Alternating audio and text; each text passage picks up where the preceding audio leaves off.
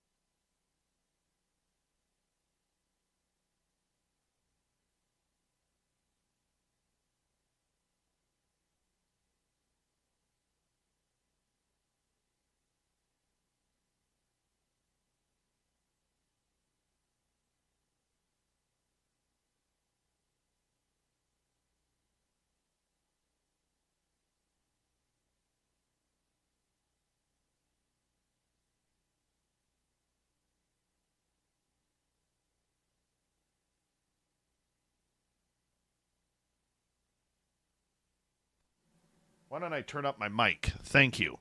Thank you. Let's restart roll call here. I apologize. Rookie mistake. Kitty Caddywhack in the gold medal position. Eternity Eternal with the silver. Trucker Andrew with the bronze as we get ready for Geraldine Orozco and the spiritual you. All right, let's continue on with our roll call. We have Paul Demon in the position on X. We have Bar Madison. We have Robert Lamoth. And be done with it. Welcome to SOR Chat. How are you? Mel WD40 is here lubing us up for tonight's show because you always want to go into a show nice and smooth. So thank you, Mel, for the lube. Jaquetta is here. Jaquetta will be signing autographs after the show. Line up to the left of the studio if you don't mind. To the left of the studio. In the studio, how are you tonight? Good to see you. Hippie Deidre, Operation Shutdown, Kurt M. Thank you all for coming on in. Number 29 in your program, starting at right wing from Stockholm, Sweden, Lars Jansson. Cosmic Joe, Frankie B., nice to have you guys here. Bobbert Gray, good to have you here. Hi there, Undead Jed and Flat 6. Necessary Dialogue, Nina Williams, good to have you both here. Good morning, Skip Tamalu. I hope you're having a great morning tonight. Well, at least tonight for me. Morning for you. Millennium, my man, is here. Millennium will be signing autographs after the show as well. Light up to the right of the studio, if you don't mind. To the right of the studio. Let's continue on with our roll call. I'm Hardcore over on X. Thank you very much for joining us tonight. And who's next? Juliana McGill. Nice to see you, my dear. Hope you're doing well. J. True Seeker, good to see you. Area 54, how are you tonight? Thank you for joining us, and thank you so much for kicking off the Super Chat. The Super Chat is a wonderful way to support what we do on this show on a nightly basis. T-Bone, my man, thank you for joining us. Did you get my email back? I did send you an email. I just got to my email this evening. Algaray over on Twitch, leg press 657 pounds, 49 times. Ozzy Ange, how are you tonight? Jose Sanchez, nice to see you. And who is next here? Yes, I know, no sound. Let's see, Kurt M. and Tim Mothman and his goatee. There we go. Kitty Caddywhack, thank you for that lovely super chat. Greatly appreciate your love and support. Thank you very, very much. And scrolling on down, yeah, I know there's all the no audio, Dave. Lex Diaz, how are you? And there's W. Decker. Thank you for the super chat. And let's go there to Super Kitty Kitty-Wack. Ozzy, nice to see you. Cody Eiler, good to have you back. And Necessary, thank you for that great super chat. Greatly appreciate your love of SOR, my friend. Thank you very, very much. All right, we're running out of time. Let's get the radio side going. Hello and welcome to the radio and podcast side of Spaced Out Radio tonight. My name is Dave Scott. Geraldine Orozco is here for the Spiritual You. She will be joining us momentarily. We're in roll call on YouTube. Dragonfly, how are you? Michelle Wilfong, how are you? Little Timmy James, good to have you here, my friend. Walter, nice to see you. Number 29 in your program from Stockholm, Sweden, playing at left wing tonight. Lars Jonsson, there he is. All right, scrolling on down. Stevie Franchise and Rock and Rory, nice to have you here. And good morning, Skip to my Lou. Matthew Goodka, good to see you. Richard Minnick, thank you for joining us, my man. And Jerry Elmore, nice to see you. We're caught up. Are you ready to hear your mystic voice of the night? It's time to wake up. He's here. Shush. Be quiet. He's ready for you to listen. Let's point our ears towards the little cabin in the woods, where together, my friends, we own the night.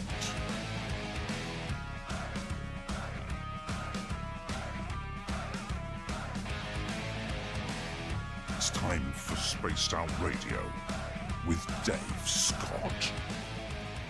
From the mountains of central British Columbia to you listening around the world, this, my friends, is Spaced Out Radio. I am your host, Dave Scott, sitting in the captain's chair of SOR headquarters. We welcome you to tonight's show on our terrestrial affiliates around North America, digitally on every major podcast network. Our website, spacedoutradio.com, we have a plethora of features for you. Rock out to Bumblefoot, read the news wire, check out our swag as well. You can follow us on X at Spaced Out Radio, Instagram at Spaced Out Radio Show, and on Patreon in the Space Travelers Club. Tonight's show is brought to you by Chive Charities. Help make the world 10% happier by visiting Chive Charities today. You can find them on our website.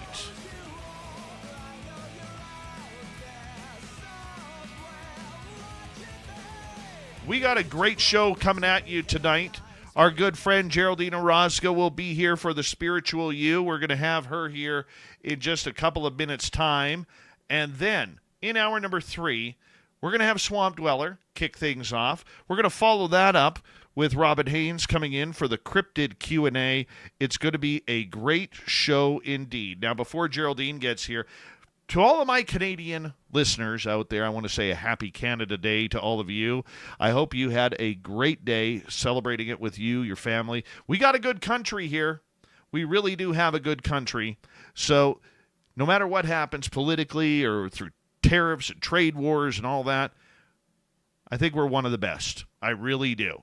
So thank you for being Canadian. Thank you for our listenership. And I am so pumped up for our American listeners coming up this week with the 4th of July. I'll tell you a quick story here.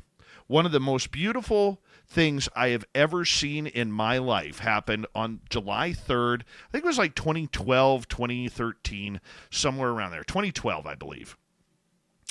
And I had caught a plane from Vancouver to Toronto. And then I was on my way down to visit some friends in Pittsburgh. And it was July 3rd. My plane took off at 8 o'clock Eastern time. And I crossed Lake Ontario into Buffalo, New York. And then from New York, heading down to Pennsylvania into Pittsburgh. And for the next 90 minutes, I got to see one of the most beautiful things I've ever seen. I don't know if you've ever had the privilege of flying on an airplane during the 3rd to 4th of July with all of the fireworks going off. But I had, in my opinion, the world's greatest fireworks show.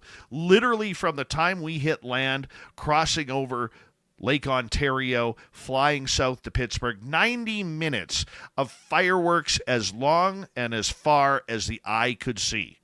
It was beautiful. America, let me tell you something from a Canadian perspective. When it comes to the 4th of July, you guys know how to party. You guys know how to do it right and celebrate all that's good about being American. And I hope you have a good one coming up this week. I really do. Let's get right to it. Geraldine Orozco is here from GeraldineOrozco.com, owner of Bay Area Meditation. She's out of San Francisco, California. She has a great shoe collection. Her hair is always fantastic, and we love it when she is here monthly. But sadly, Geraldine, due to her busy work schedule, is going to have to say, after almost 9 years of doing this show each and every month, her schedule is too busy and she's having to move on. And Geraldine is, I'm just going to keep your mic on mute for a second here, Geraldine, because I'm going to brag about you for a second. Okay? I'm going to brag about you. Geraldine Orozco, to me, is one of the most heartfelt individuals I have ever met in my life. I've had the privilege of meeting her 4 or 5 times personally. She is one of the most kindest and courageous women that I have ever met in this world. She is professional. She is always on tune. She never says no to a phone call, whether it's advice or whether it's about spirituality or whether it's about life or anything. And I, for some reason, I don't know why, have been gifted with this incredible friendship and this love and admiration that I have for Geraldine, of being a hero, a mentor of mine in this field.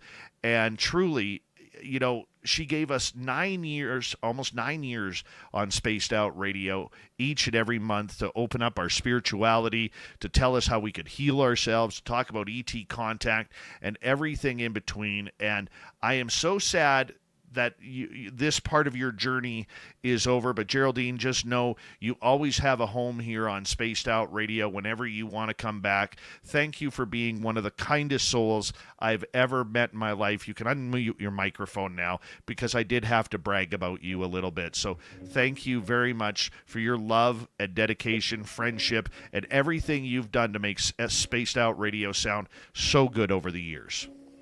Thank you so much, Dave. That is such a warm and kind message, and I'm so grateful to have spent these years with you in the SOR family. I'm very sad to move on, but definitely it just became harder and harder to make the time slot work for me, and I'm traveling sometimes.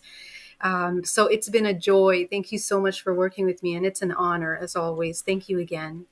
Well, anytime you want to come on this show, you just let me know. I will make personal time for you anytime you want, because I know one of the things that I get a lot of compliments on from you is how positive you are. You make people feel good.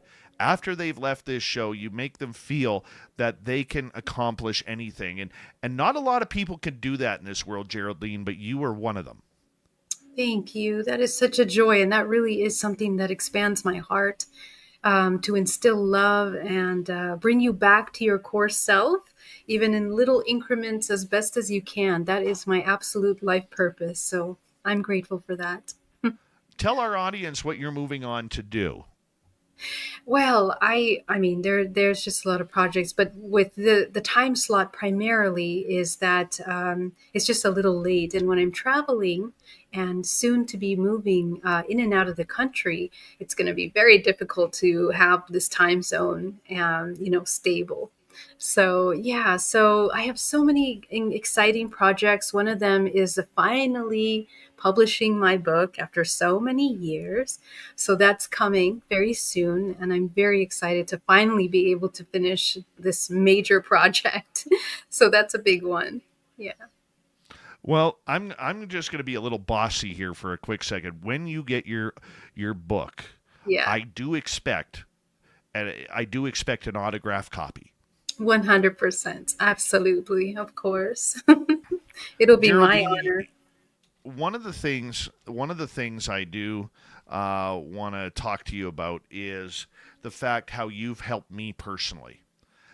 Whether it's with business advice, whether it was with my own regression therapy that you and I had in San Francisco a few years ago, whether it was just picking up the phone call and just making sure that I was okay. I mean, you were just absolutely important to me. And, you know, a lot of people in this world don't have somebody they can call. I'm fortunate enough that I do. But, I mean, how important is it for somebody out there, you know, whether they have questions about their anxiety, their depression, their happiness, their state of mind, their ET contact, whatever it may be, how important is it to have communication? Have that person or persons that you can pick up the phone and just say, I don't understand. I just need to talk.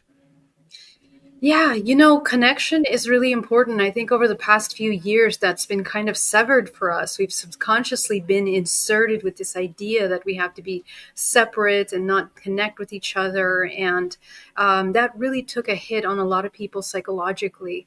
And we're kind of restoring that. We're coming back to feeling safe, communicating and connecting. I think that one thing that humanity is going through as we're going into a great awakening now, into period 9, is that we are actually really learning how to connect on a very deep level, on an intimate level, where we can be authentic, purely authentic, without fear of our truth, our expression. And that's something that we can work on by ourselves at home in our own time when we are alone, so that when we find the people that can meet us at our authenticity, we can be met with that. And it's a completely different experience. Connection is very different when it's reciprocated by someone who is truly authentic and present with you. And I think the majority of people's psychological problems, isolation, depression, suicidal ideations, all come from this illusion of separation, that we don't have support. We don't have someone that we can talk to. So it really is very important to have a support team that is willing to be authentic and to hold space for, each other. And I always say, it's always good to look for those in the outside world, but we also have to become that person. We have to become that good listener and that person that can hold space for another. So that's my invitation to you guys. Please become that. You make it sound so easy, and I know it's not. It's a very very it's a very very tough road that you had to learn the hard way. You know, all of us sometimes have to learn the hard way in order to do this. As the compliments in our chat room go absolutely crazy for you, and I will say this. How did you find your path? What did you do to find how you need to get yourself to where you are today on the spiritual path that you are? Yeah, I think one of the drives for my position that I'm kind of my life that I've kind of built and created now was that disconnect, that severe feeling of separation, to the point where, when my partner passed away, even I was suicidal. And I was happy to leave, and I was okay, because there was so much turmoil, even in my own personal family at that time. I was just starting a new business, so there were days where I was struggling, and spiritually, emotionally, mentally, and it was at that point when I was just about to make that decision that a hawk showed up to me at 4 a.m. on a bridge, and stood beside me. And for the first time, I felt the presence of love and support, and just being seen for the first time in my entire life. And it was at that moment that I turned around, got back into my car, and I changed my life. I got curious, because I was no longer playing these old belief systems, old programs. And I thought, there has to be more to this. What is this life? What is these life experiences that make us feel sorrow? What is sorrow? So, I think curiosity is what really really transformed, looking at my life like a researcher, like an investigator. I began to research my own emotions, researched why my life ended up this way. Why did I attract that partner? Why did I incarnate into my family? Everything. And that's when things started to open up for me. When we come into that stillness of observation, world life can change, and it changed very rapidly. So, I went back into a retreat, and it was in that retreat of deep meditation that I found who I really was. And I found that everything that I believed that I was suffering, traumas that I thought I was living throughout my life, none of those were really true. It's like I was looking through at them with a very specific filter of perception, which is built by family expectations, built by societal ideas, but none of which were my actual real beliefs about my own life. And I just realized that even my depression was something that I was borrowing ideas and expectations that I made for myself that were not really true. And waking up from that dream state, it's like being in a dream world where everything is just fantasy. There's no root or reality to those things. Really made me realize the beauty of life and the amount of power that we have as creators to transform the path of life. And that's when I began to understand and become friends with the unknown, and in that finding my power, in that very subtle relationship with the unknown, where we're kind of walking on this thin line of the unknown and also returning back to deep love and trust in the self. And that's when I began to learn how to cultivate self-empowerment. And it led me to letting go of my old business, my old engagement, my old friends, everything changed, and dedicate myself to sharing what I had gone through with others in hopes that I can help them, guide them in reaching their true self as well. That's simple. How did you find this out yourself? Was it spirit that told you? Was it just a journey of mistakes that led you onto the correct path? Um, well, I think for one thing, I just had this incredible question that from that moment of wanting to jump off the bridge and having that little beautiful hawk, like you're just so majestic being, and then somehow the innocence in that hawk's eyes just like it has like no severe emotions, no judgments, just absolute pure divine presence that these animals have. They're so innocent and divine. And for me, that was an inspiration because I realized I didn't recognize that feeling. I didn't recognize the feeling of that divinity and that purity in my life. My life was full of ideas, survival mechanisms, and ideas on how to live. So from that point on, I became very curious. How does one return to such a peaceful state like this beautiful hawk? How does one reach that state? Is that even possible for a human? And I began to question, what's the thing that makes me suffer so much? Well, I'm looking at all the events, experiences, life things that happened to me, my emotions. And from there, I kind of begin to understand that the emotional body is really one of the most powerful aspects of ourselves. I mean, we're bioelectrical beings, and every single emotion is a bioelectrical charge, and an emotion that you feel creates, chemical reactions in your body, contractions of muscles. People can become ill when they sustain certain emotions over time. And I mean, I had digestive issues. My stomach was just tight. I couldn't even be in peace for 1 minute.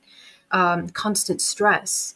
So, when you pause to kind of observe these kinds of habits that we have as humans that seem so normal that no one really talks about, we begin to see that there's another potential that isn't commonly shown to us. And there's a reason for that. Survival is an indoctrination. The illusion that we need to exist in survival, fear, and separation is something that we are brainwashed since we are incarnated in this system, three-dimensional plane of separation to experience.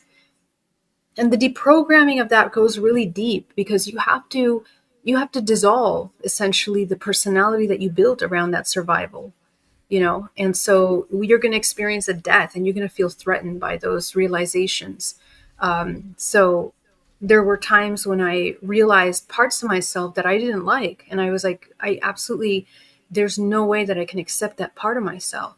And so it was learning how to understand, the cause and effect of how you become that, and love it so powerfully. So if you have the courage to love all your insecurities, your imperfections in such a profound way, you become your best friend. You become the powerhouse. You become the God source that irrigates life into every action and intention.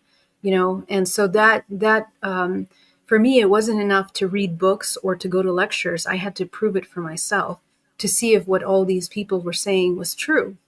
And that's really what drove me, is to prove, really, maybe prove them wrong, that what they're talking about isn't really true. But I found that, yeah, there's some truth to that. And here we are. 3 minutes to go here before we have to go to break at the bottom of the hour. Geraldine Orozco is our guest tonight on Spaced Out Radio. My question to you next, Geraldine, would be, the adventures that you are about to seek out on. What's exciting for you that you are going to be looking to accomplish over the next little bit? You mentioned your book. You mentioned that you're potentially moving. You're potentially going to give yourself up to Mother Earth and try and be one with everything. How do you find the positivity in just living for you? Well, we're an interconnected being, so we're connected to lots of systems. It's not just me.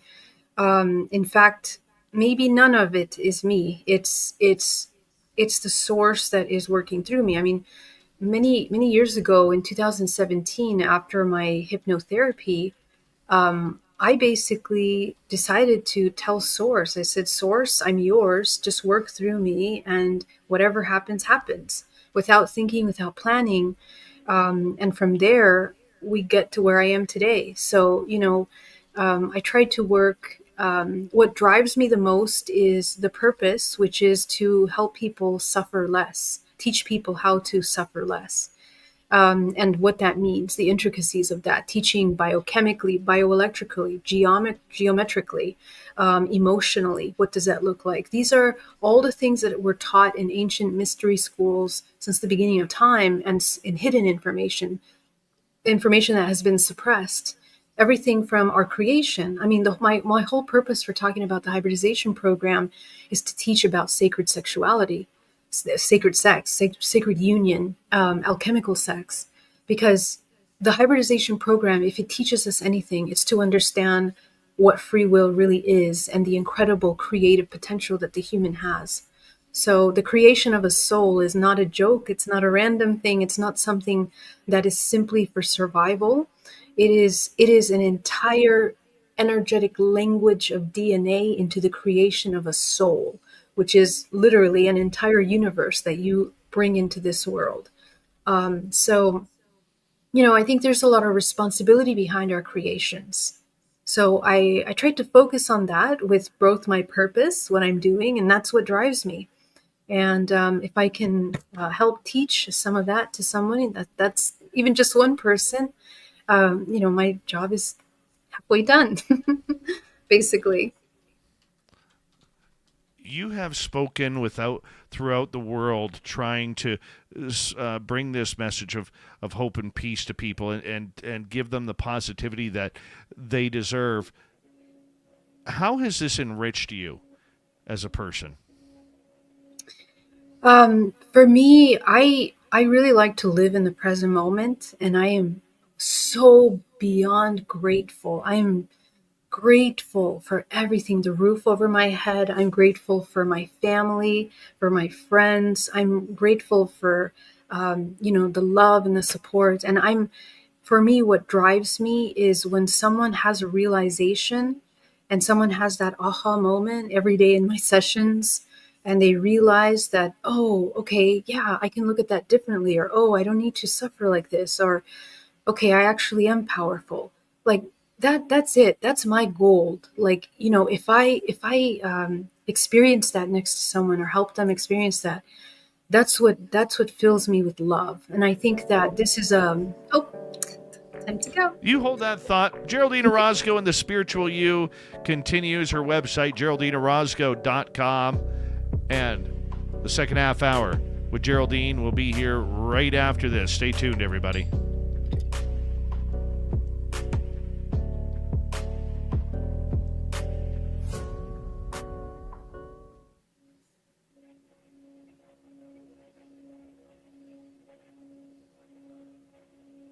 All right, we are clear. Another great start. There was one request in the chat room before you leave us on this monthly adventure. Could you show us the shoe room? There's no shoe. You show them the shoe room. Dave is going to show you the shoe room. That's Dave's imagination.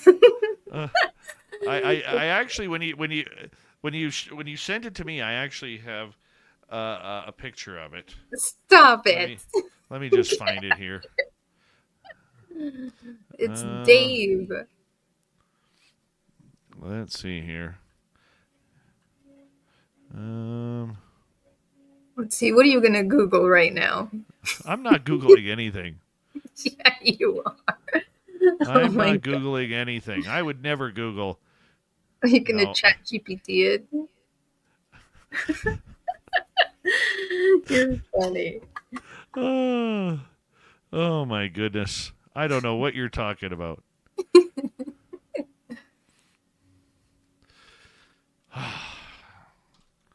You'll be happy to know that I've been sweating my body off here the last 2 days. It's been like 80 degrees here. Oh, that's awesome. Yeah. Lucky you. It's been like 50 degrees where I am. Oh, that's so beautiful. It's gold. Beautiful. It's gold. You're lucky you get the summers up there. Yeah. Let's see here. Mm-hmm. No, it's nice to finally get some summertime here. Yeah, what have you been doing? Just every weekend doing my personal investigation with my buddy Tim James on a weird place up here. Yeah, how has that been? Scary as anything. This past Saturday when we were there, it was we had a voice of a woman and a man trying to lure us into the forest. And Wow. I knew it wasn't human. It was the voice was like way off in the distance, and it was like, "Help me. Can you help me?" But it was all one tone, very monotone, like, "Help me. Can you help me? I'm over here. Help me. I'm Wow, over so- here. Come That's- here."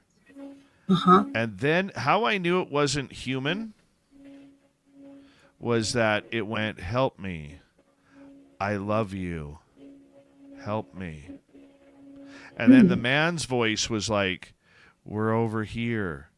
Help us. We're over here." So if we're standing at high noon, this is coming from a trail we were at. It's at about 4 o'clock. Then the voices moved within the trees where there is no trail to about 3 o'clock. And then eventually the voices moved, just the female voice moved to about 11 o'clock. It was, Wow.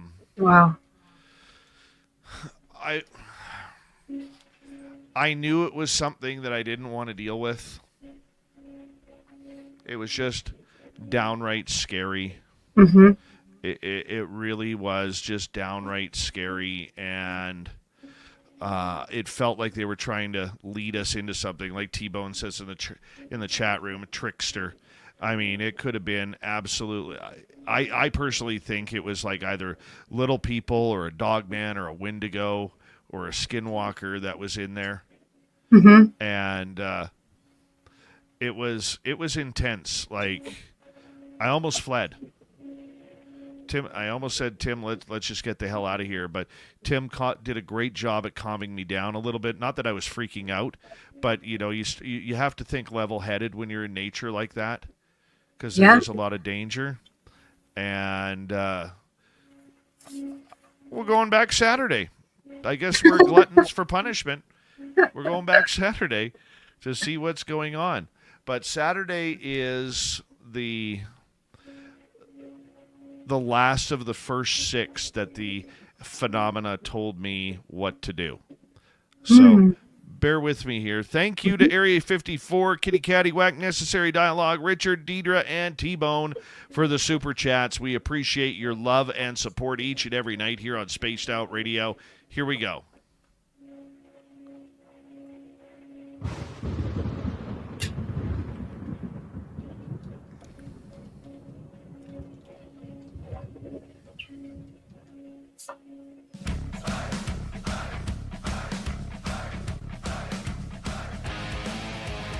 All right, let's go off to the second half hour of Spaced Out Radio tonight.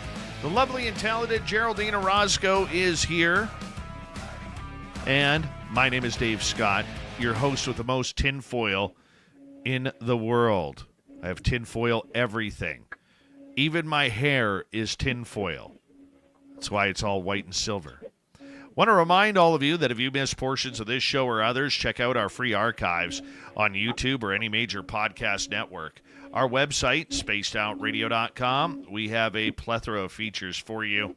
Rock out to Bumblefoot, read the news wire, check out our swag as well. Follow us on X at Spaced Out Radio, Instagram at Spaced Out Radio Show, and on Patreon in the Space Travelers Club. Here we go with Geraldine Orozco, her website, GeraldineOrozco.com, and her final appearance on The Spiritual You before she heads off to explore the universe in her spacecraft and probably somewhere in Idaho. I don't know. She seems like an Idaho type of girl. Geraldine, welcome back. How are you? I'm fantastic. Thank you so much. Idaho, eh? Curious Leaving the about West Idaho. Coast. Tell me more about that, huh? I don't know. I just, you know what, Geraldine, the one thing that I love about you is that I always throw these little teases in on you, and you're just like, where the hell did that come from? You know?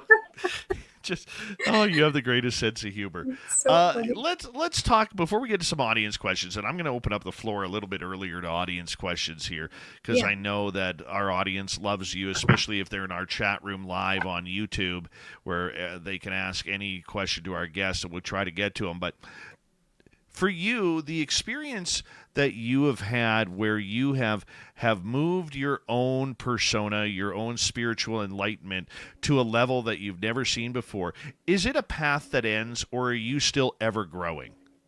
Ever growing. It never ends.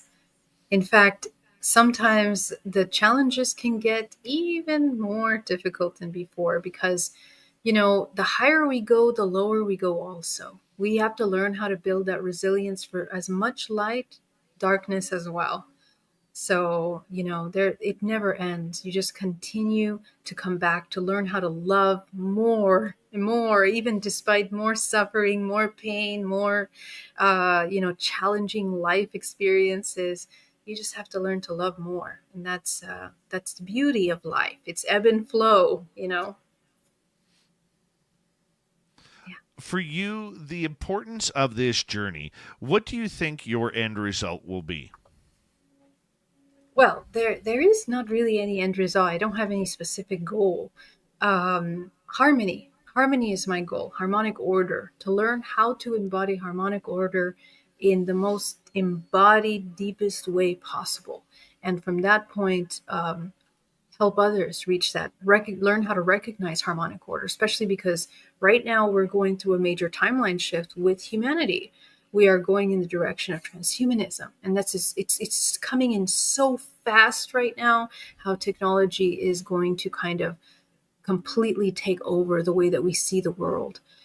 So, I post a lot about this on my social medias, little articles that I'm keeping a very close eye. I like to keep on looking at where the pharmaceutical companies are doing, what they're doing with DNA, what they're doing with data breaches, what they do with that information. All that stuff is hidden where most people will just not pay attention to that. That's actually where the big things are happening. So, we have this war right now, but we have to look at, again, the bigger picture. What's behind there? What's being moved? What's the real end goal with that?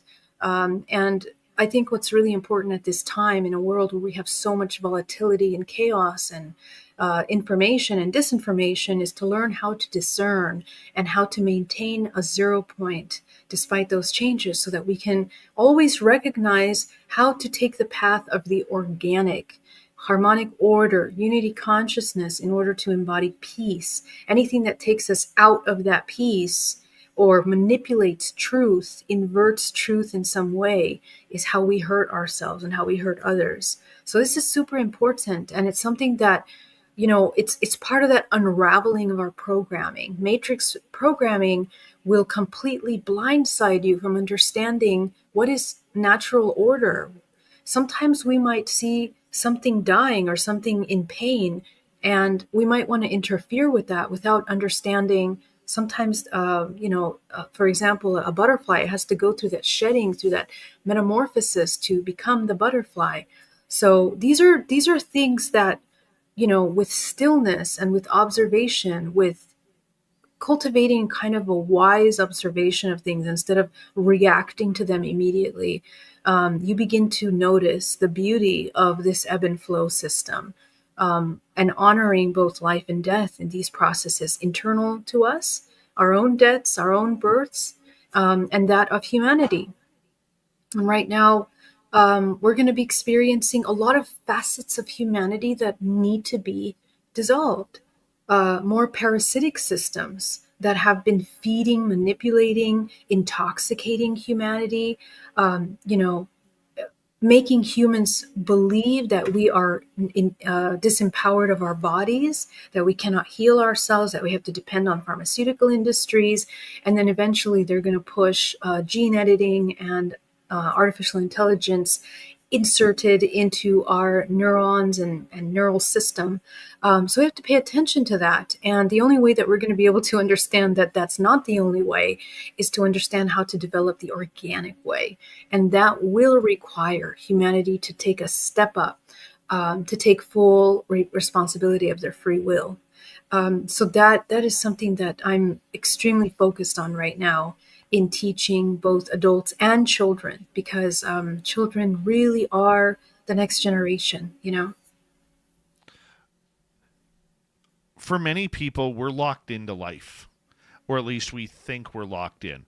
Whether it's a mortgage, whether it's children, whether it's education funds, retirement funds, our job that we either love or hate, the monotony of being in maybe you're in an unhappy relationship or marriage, whatever it may be, we lock as humans ourselves into situations that we never feel that we can get out of.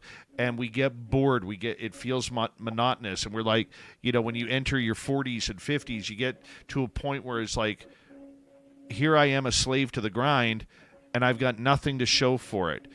Social media is to me, is as much as I use social media on a daily basis, there's a hive mentality there that at this age you should have this, you should have that.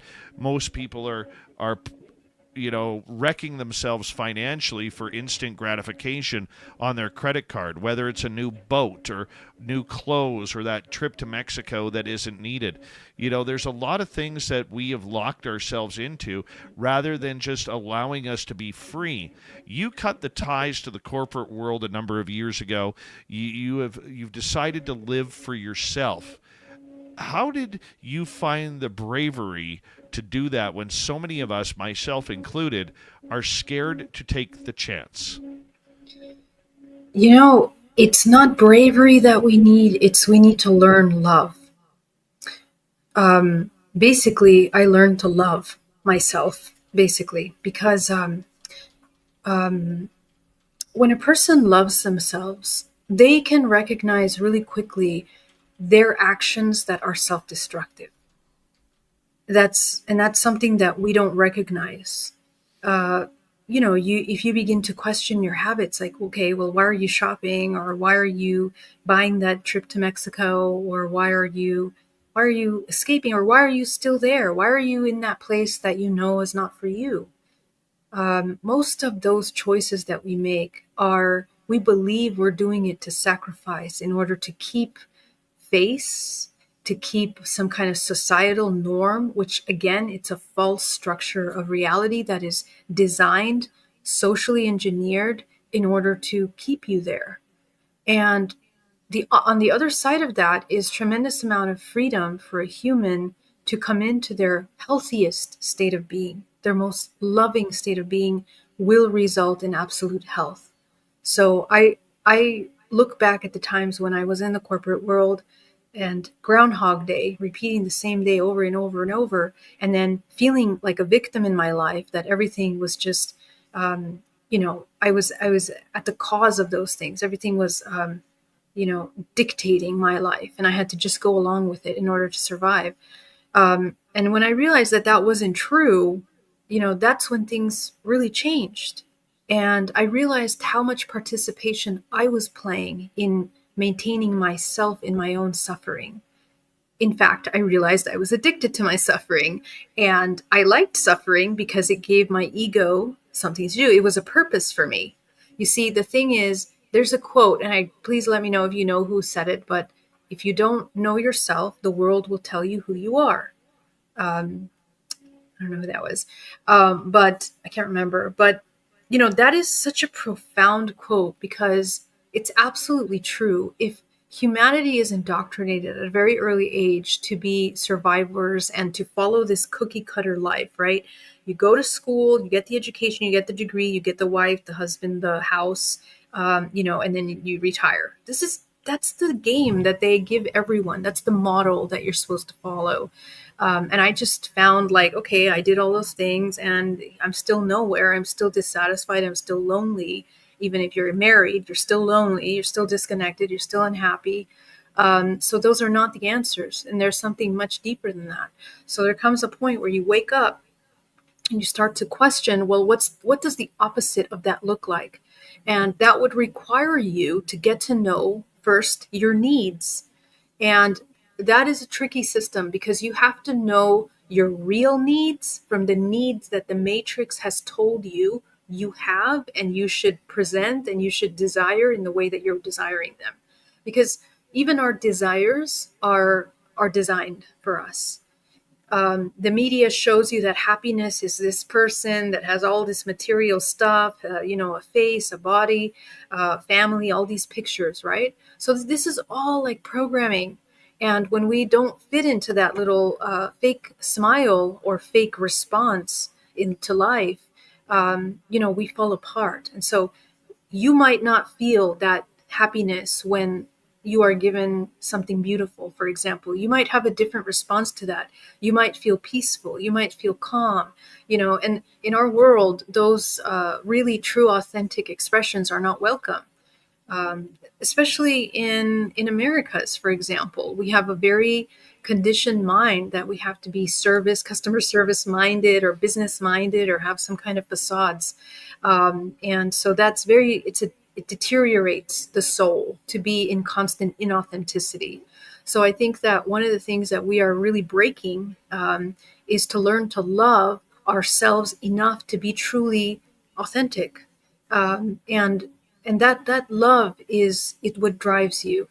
I always tell my students, if your pursuit is to change your life or to become wealthy or, to find a partner, you're not going to do well in this school, because your pursuit has to be far greater than all of these little human desires. Your pursuit of love and your pursuit of truth have to be really powerful for you to sustain in a spiritual journey. And that requires a lot of love. So, yeah. What about for those who feel that it's easier said than done? Like, I know somebody who's very close to me 2 kids, been married to the same person for 20 years, absolutely loves her to death. Okay, but they become best friends. They have not, been intimate in a while. They have not gone on vacation for a while. The kids are a little bit older. I think they're 13 and 15, something along those in those early teenage years. The kids really don't care because the kids are self-sufficient now with what they are able to do. I mean, obviously they still need mom and dad.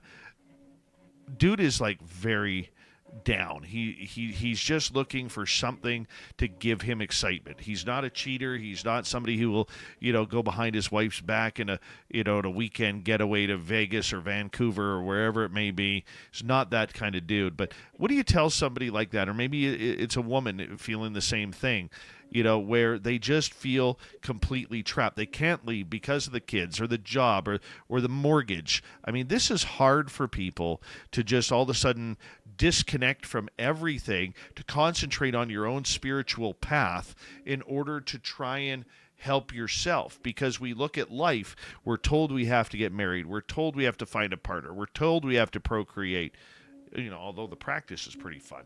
We're told all of this stuff that we need to do rather than just cutting the ropes and letting the balloons fly where they may.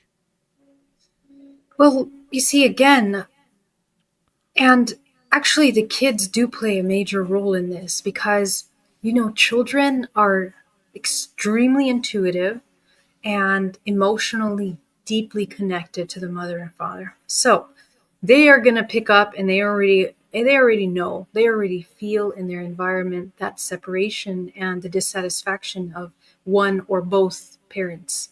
So, the interesting thing about love is that the more you love, the stronger you love yourself, you will be able to really truly love others and also provide for them an environment that is nourishing.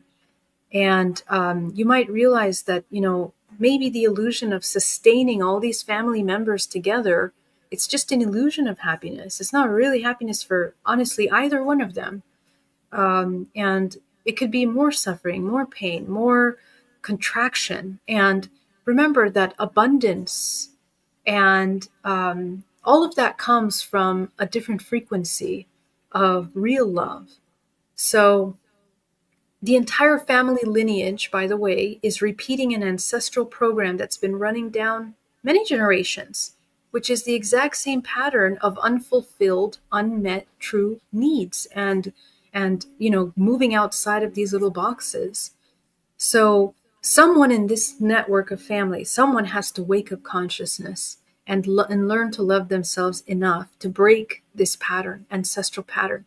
Because these kinds of family models and blocks, it goes beyond the individuals. It's something that you're repeating. And the problem is that you're passing down that model of existing in suffering and dissatisfaction to the children. And the children are going to seek out partners that are not emotionally available or fully there or fully in love or fully receptive, fully able to maintain this kind of harmonious balance in the family. It's just doing what has to be done, So we got it when it comes to love and where we're directed as a human race is to be able to expand our mind beyond our individual, egoic needs and desires in order to go beyond that. Because when you truly meet your needs, you'll see that you'll be able to recognize how to hold space for many more people. And you will choose always what is the highest right. What is the highest good for me? The highest good for me is to be either alone or in a relationship that is truly nourishing for me. And so it is for my partner. She deserves that or he deserves that. And my children deserve a lot of happiness in their home and openness and, So now we're working on another level. We're super conscious. We're not lying to ourselves. And we're beginning to really meet the needs of all the players in that family. That's another way of existing. And what that's going to look like is the destruction of this old matrix model of a family. And that's necessary right now because, Sorry, what does our spiritual family want? Well, it shouldn't be separate. See, the thing is that it's one. It's one. And what the spirit or the soul is experiencing through a family dynamic like that, it's learning how to speak for its needs, ask for its needs to be met, stop living in victim mindset or believing it's helpless, and challenging itself, because chances are one of those partners doesn't really believe in themselves. One of those partners doesn't think they're worthy. One of those partners is afraid of challenging themselves outside of the comfort zone. You see, the soul wants you to move outside of that. So the invitation is sometimes to break those fears and to heal that, because that's what's being repeated for generations. And honestly, these kinds of life models, these are it's one of the greatest purposes of each individual's life, is to break the things that suffer you the most, for you to find your highest vibrational frequency, model of life, harmonious life. Yeah. That sounds beautiful. We got 4 minutes to go before we need to go to break. At the top of the hour, Geraldine Orozco with the Spiritual You is with us. Let's start off with a question from in the studio, who is asking, since this is your last time on SOR for a while, on my birthday in August is a full moon, as was my 30th birthday and the day I was born. Any advice for future endeavors? Thank you, Geraldine, for everything. Thank you so much in the studio. So great to have your question. So one thing I would suggest is to observe the father wound, the father limitation. That's the whole right side of our body. Anytime that we're having blockages with the divine masculine or the father, and maybe connection, intimacy, protection, abandonment from the father, take a look at that and how that's impacted your creative potential, your ability to move forward. Because the continual repeating of that father wound in your life will hinder this next coming year. And 30, that's such an important year, and it's in August. So let me see, what day is it? Well, that's Leo. You should be Leo, but if you're full moon, you might be more towards the next sign. But regardless, I want you to take a look at the father wound. Okay, that would be a very important invitation for you at this time. Thank you so much for asking. All right, let's sneak in one more here. Well, let's go to Crippled Cowboy. Brand new to our chat room. Welcome tonight. What does it mean when an owl is around? I know they have a bunch of spiritual significance. Yeah, actually, I have owls are my new best friends. So an owl represents wisdom, and it represents the ability to go within the hidden aspect of what you know. And basically, it's integrating the occult aspect of your subconscious mind, all the deep knowledge that you might be afraid to look at and really integrate and bring forth and apply to your life. Sometimes those wisdoms are very transformative, and they can affect deep aspects like deep sexuality, deep power, deep potential, going outside of your box, and real deep healing. So the owl is a profound invitation for initiation into a higher octave of your manifestation. And that would be something that I would strongly suggest if you see an owl. And that's why we use an owl for our logo on Oh, SOR. it's so perfect. Yes, I forgot Yeah, about that. It's like right that's there. why we Yeah. use the owl, is because the owl is everything. There are Yes. very few creatures or animals on this world that can actually represent everything that we do. It represents mystery, it represents brilliance, knowledge, security, that secrecy of spying and everything like that. The all-knowing, the owl is everywhere. The owl sees 360. Yes. It can work in the day and it can work at night. It can do absolutely everything. And the one thing you missed was that owls are also representative of alien grace. Right. That is right. Definitely speak on that, Dave, a little Yeah. to add to So that. So that's where, when we were choosing a logo for SOR, we actually, myself and my friend Ben from UFO Garage, we came up with the owl. That we had to make it about the owl and make it more presentable, to give it some thought. So yes, I love the owls. They are incredible creatures, and they just have so much brilliant meaning. Their meaning is incredible. Geraldine, I'm going to get you to hold on right there because we are going to go to break here at the top of the hour. We have 1 hour left with Geraldine Orozco on the Spiritual You. We're going to get to more audience questions. We'll maybe even throw in a little bit of aliens because I know you love the alien talk.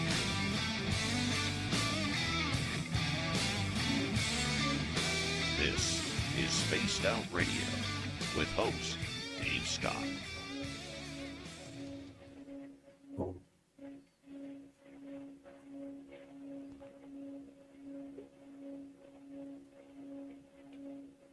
All right, Geraldine, we are clear. I'm going to put you in the green room, and I'll be right back, okay?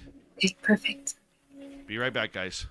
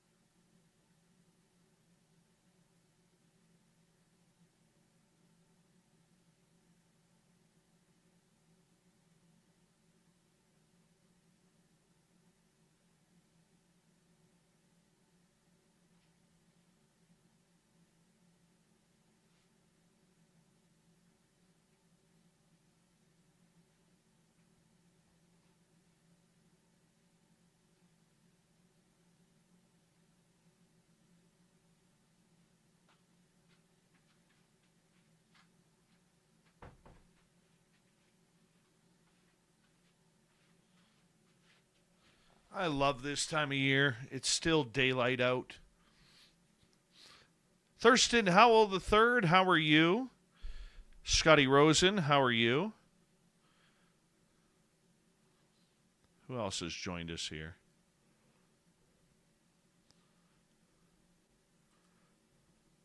Let's bring Geraldine back in.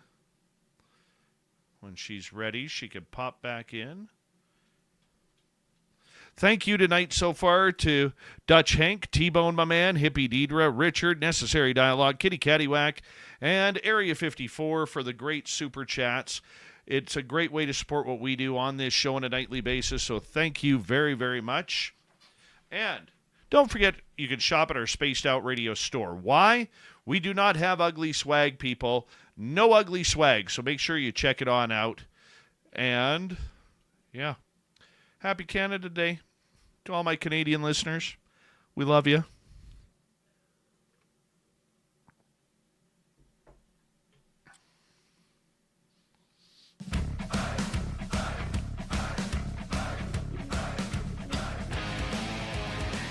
Here we go with hour number 2 of Spaced Out Radio tonight. My name is Dave Scott.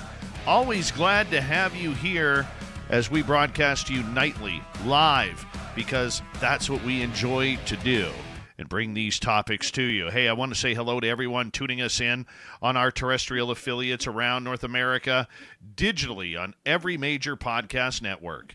Our website, spacedoutradio.com. We have a plethora of features for you. Rock out to Bumblefoot, read the news wire, check out our swag as well. Follow us on X at Spaced Out Radio, Instagram at Spaced Out Radio Show, and on Patreon in the Space Travelers Club. The Desert Clam has set the password for tonight in the SOR Space Travelers Club. Vackery. Vackery is your password. Use it wisely, Space Travelers, as the Clam sets the password each and every night, right here on Spaced Out Radio. We got a great night ahead with Geraldine Orozco and the Spiritual You. Geraldine's been a lovely guest here over the last 9 years, each and every month, coming to do this segment, but she is moving on after tonight, and I know I'm heartbroken about it too. You know, no more her showing off her shoe collection, no more spiritual advice. Oh, the memories. The memories. GeraldineOrozco.com is her website. Geraldine, welcome back. Thank you so much, Dave. As always, such a pleasure. It is a pleasure to have you here. Let's get to some audience questions here because I know they are lining up. T-Bone is asking, in your opinion, is disclosure close to happening? Yeah, well, I mean, I feel that disclosure has already happened. If you pay very close attention to the congressional hearing that just happened, actually the 2 of them, or 3, how many is it already, Dave? Incredibly interesting, and so much information has been already shared through that. I mean, the amount of information and evidence and resources that are available are just immense, and so I am not a person that is a fan of waiting for any kind of disclosure, or I don't wait for any government official to say any confirmation. I feel it's completely unnecessary because we have plenty of, actually millions of people around the world that are all sharing their experiences firsthand with their experiences. And there is, however, a big difference that we do need to understand, which is the difference between government technology, government UAPs, unidentified aerial craft, and also submarine crafts that are government technology. And I think that will be absolutely put out in the next couple of years. I think that we're going to see a rise in that. I do feel that there will be several events to make believe that there are invasions or that our space is unsafe for us and that more military implementation has to take place. I do feel that will happen. And I do think that we need to be very discerning when that does happen in order to be able to, again, discern the difference between government technology and highly, highly advanced real interdimensional technology. Because interdimensional technology is something that it's it's physical and non-physical. You're talking about something that transcends the physics as we know it, and something that is not managed by the structure of the technology used by interdimensional beings is absolutely different than Earth technology. Our technology has not really reached that level, even though it's extremely advanced. And we are going to be seeing a lot of that technology coming out. That is the disclosure that the government is pushing for. Their intention is to disclose their advancements in science and technology in their little competitions that they have with other countries to disclose the information. But if you pay attention to how resources have been moved around over the past 15 years for a lot of these covert programs and systems, military particularly, there's a lot that we're going to learn about. So it's important to pay attention to that because the level in which our technology has reached, both in our artificial intelligence and robotic advancements, are so beyond what we are even seeing in mainstream yet. I think that we will be blindsided when we realize that that is our own technology. And a lot of people will be surprised that a lot of these UAPs are actually from the military. So so we need to understand what that means, because with the advancement of robotics, they are able to navigate these crafts in and outside of Earth. So what my concern is with that is that there will be more control, and what that means exactly, because the control of our aerospace is something that has been obviously used for a long time, but I think that will be the excuse to push disclosure of advanced technology in order to implement more control of aerospace. And that is what we need to look out for, because that's where the real contact, the real interdimensional interactions and communications are going to be taking place, and they're going to be kind of covered. So remember that real ET contact, real interdimensional interactions are a vibrational frequency. And that's something that we need to cultivate as a human race, cultivate telepathic communication, remote viewing, and be able to move matter. With our senses, we are coming into mastery of co-creation. That is absolutely essential for us to enter into a more advanced race. This is where we are headed. And it's not rooted in becoming transhumanist. It's rooted in becoming highly advanced humans, which you are. So that's my humble I opinion. love that answer. Let's go to Polly. In my experience, I'm asked to check and support women and babies during a hybridization program. Why do aliens need our human empathy?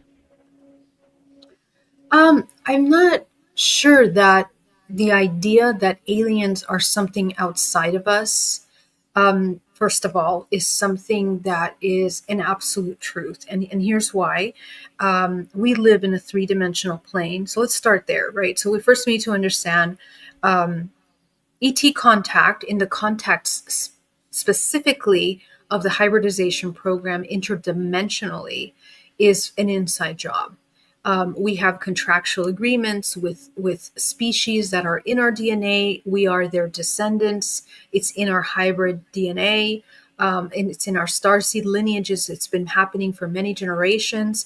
And some of those contracts have to be ended. They're parasitic contracts. Okay, that's one part. Another parasitic program is the Earth hybridization program, which is military. And that is a very parasitic program that absolutely has to be ended.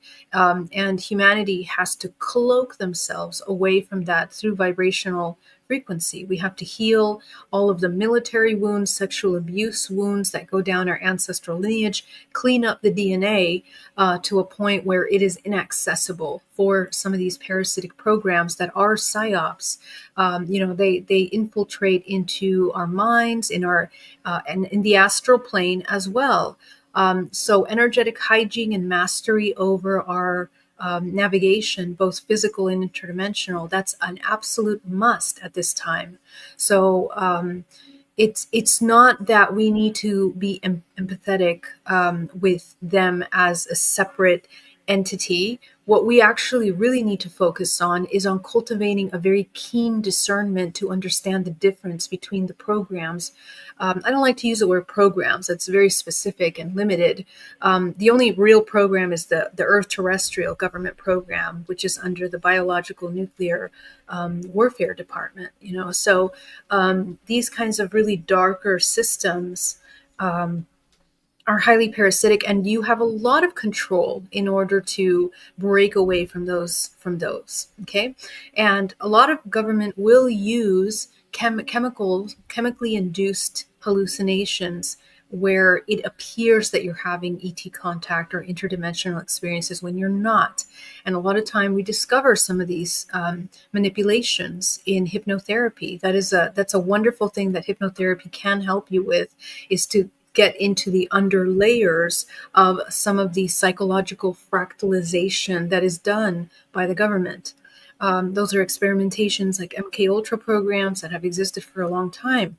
So a lot of people that are highly conductive, that have highly intuitive abilities for many generations in their families, have been slowly drawn into military families, which are highly used for these kinds of programs. Okay, so breaking away from that is the old model of parasitism on this planet that we are kind of breaking away from, and learning that you have 100% free will. You have free will. You, with your frequency and the cultivation of your emotional bioelectrical creative system, can choose in your waking state and in your dream state who you interact with and how. And that is a very important fact that we as a human race have to mature enough to truly embody. Okay, because what happens then is that you can actually change the timelines of hybrids, even the ones that are created in parasitic programs. Through the DNA, we can alchemize and work and open space for healing for the collective bloodline.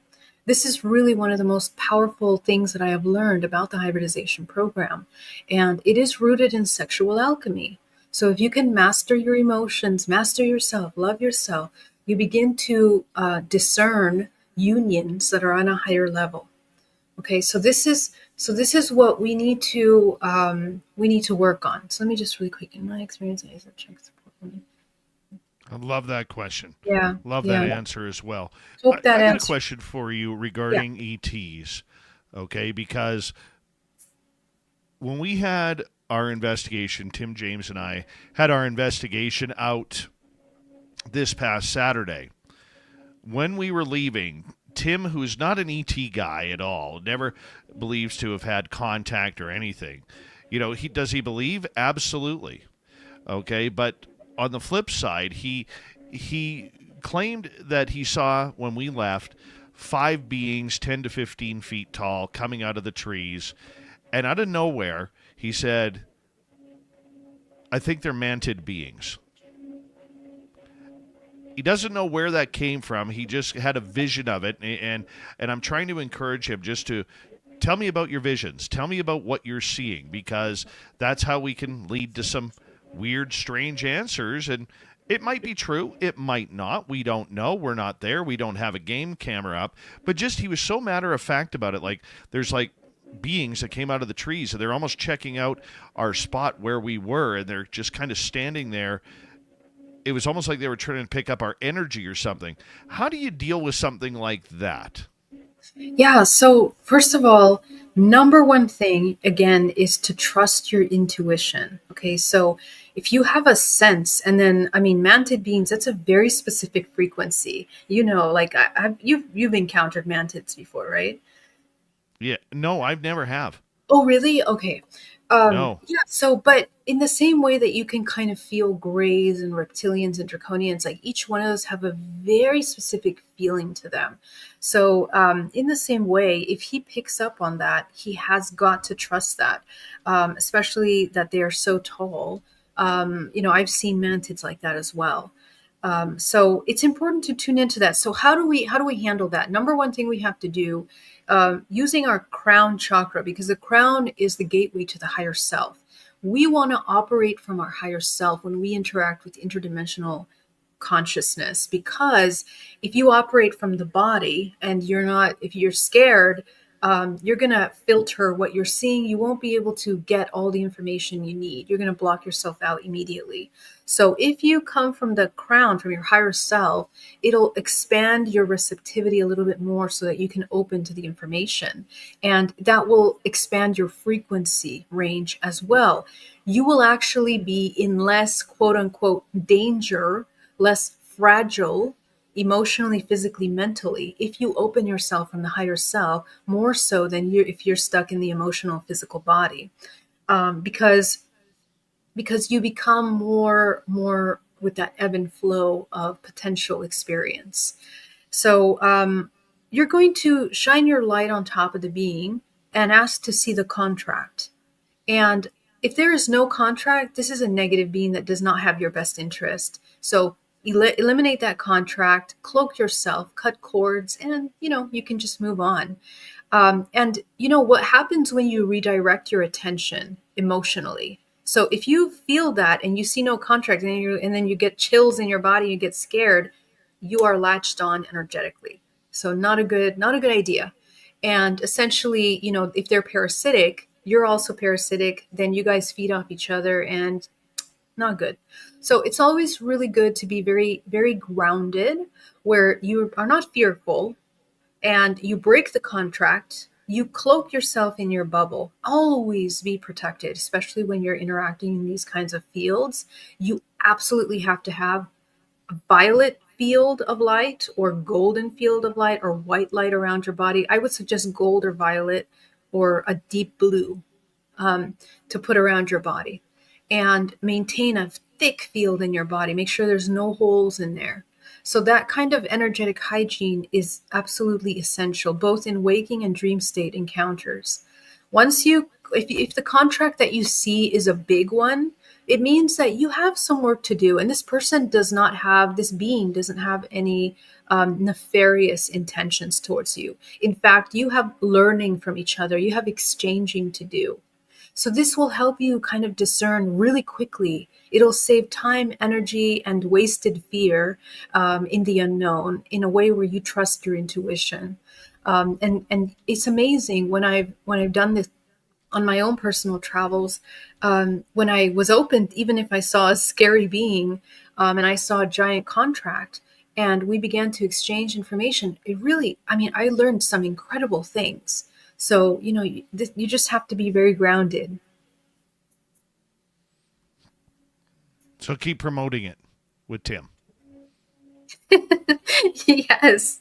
Yes. Ground yourself. You guys are the most powerful. And obviously you have work to do out there. So Oh, yeah. nothing can attach to you unless you are completely in fear. I do have a feeling that very soon there will be an ET contact out there. Mm-hmm. There you go. Yeah, I do. I haven't been given clarity on it yet, but I do believe it's going to happen. Well, your friend already saw the mantid, and you already heard voices. I mean, what more do you think? I think you have a lot of contact there. Well, you know what? We're just going with it. We're allowing the phenomena to just dictate what it is supposed to do, or what we're supposed to do.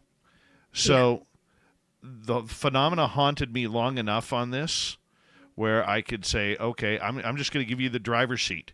I'll sit in the passenger seat. You take me to where you want to go. So that's what I'm doing personally with this. Yeah. Yeah, everything is valuable. Every encounter, every voice. Get curious. Ask the questions. Connect who they are. You might learn so much, So it's exciting. I'm proud of you. That's amazing. Well, I can tell you this on a personal level. It has been years.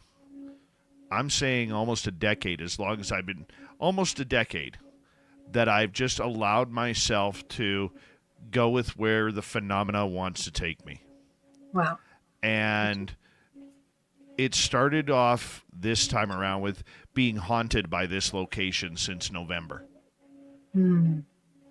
So I know this is a 2 to 3 year project at minimum.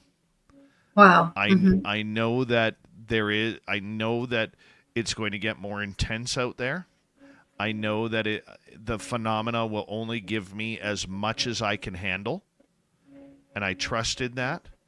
So like those voices that we heard this past weekend, even though it scared me, when Tim kind of grounded me on just, hey man, let's because I wasn't panicking, but I was like, this is the kind of stuff where people go missing. If we follow that voice, that's where people go missing and never see him again. And I said, and I'm like, I don't really even, should we go? And he's like, you know what? Let's just calm down. Let's push back at the phenomena a little bit. We ended up doing the Estes experiment, the Estes method, where Tim was listening to a ghost box. He was blindfolded with no noise-canceling headphones on, and some interesting things came out of that. Mm-hmm. So it is interesting to see when you just allow yourself to be one with the phenomena and allow it to just dictate where you want to go on this adventure.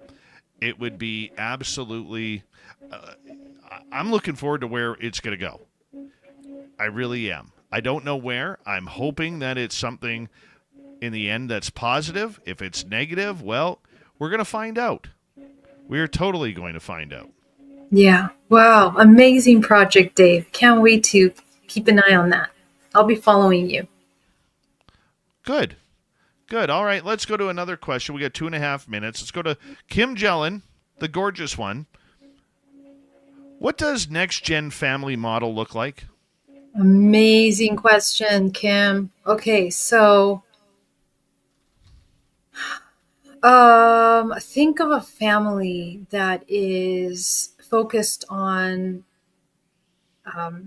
natural health, sustaining harmony in the home and authenticity in the home.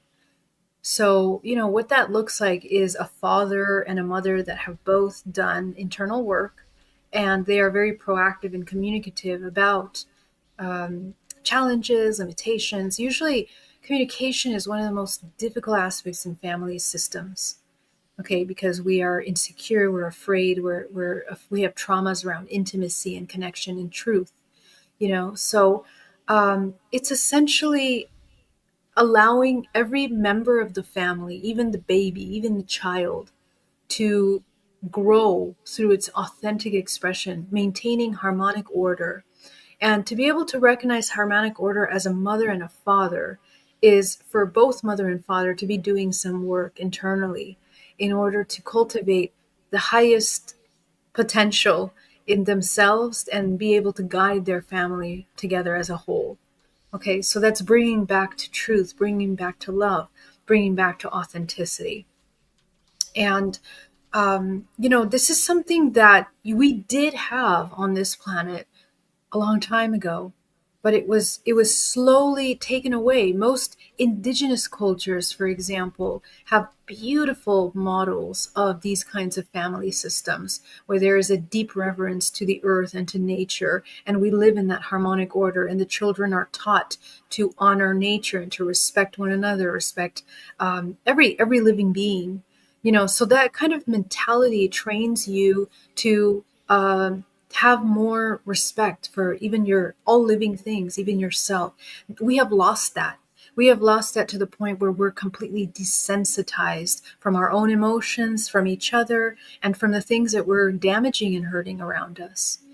So at the very least, we are learning to bring this inversion of this matrix back into harmonic order, which means that we are living more authentically and in connection with. Geraldine Orozco, we have her till the top of the hour on Spaced Out Radio.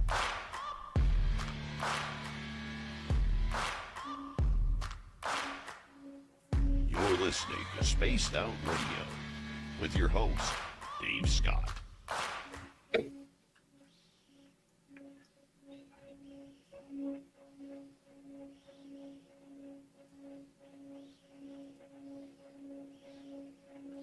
Final half hour with you, Geraldine. Yes. Oh, the time. I'm going to play really melodramatic here. Okay. Oh. I was amazing. thinking, Oh, you too, Dave. Thank you so much. I was thinking, who's missing? Dirty Phil. Where's he I tonight? don't know where it's Canada Day here, so he's probably out Oh, celebrating. okay. Awesome. Yeah. Congratulations. Great. So what is our birthday? I think it's our 168th or 158th birthday. Oh, Well, wow. 1867 to 1967 is 100. And then, no, yeah, 158th birthday. Wow. Beautiful.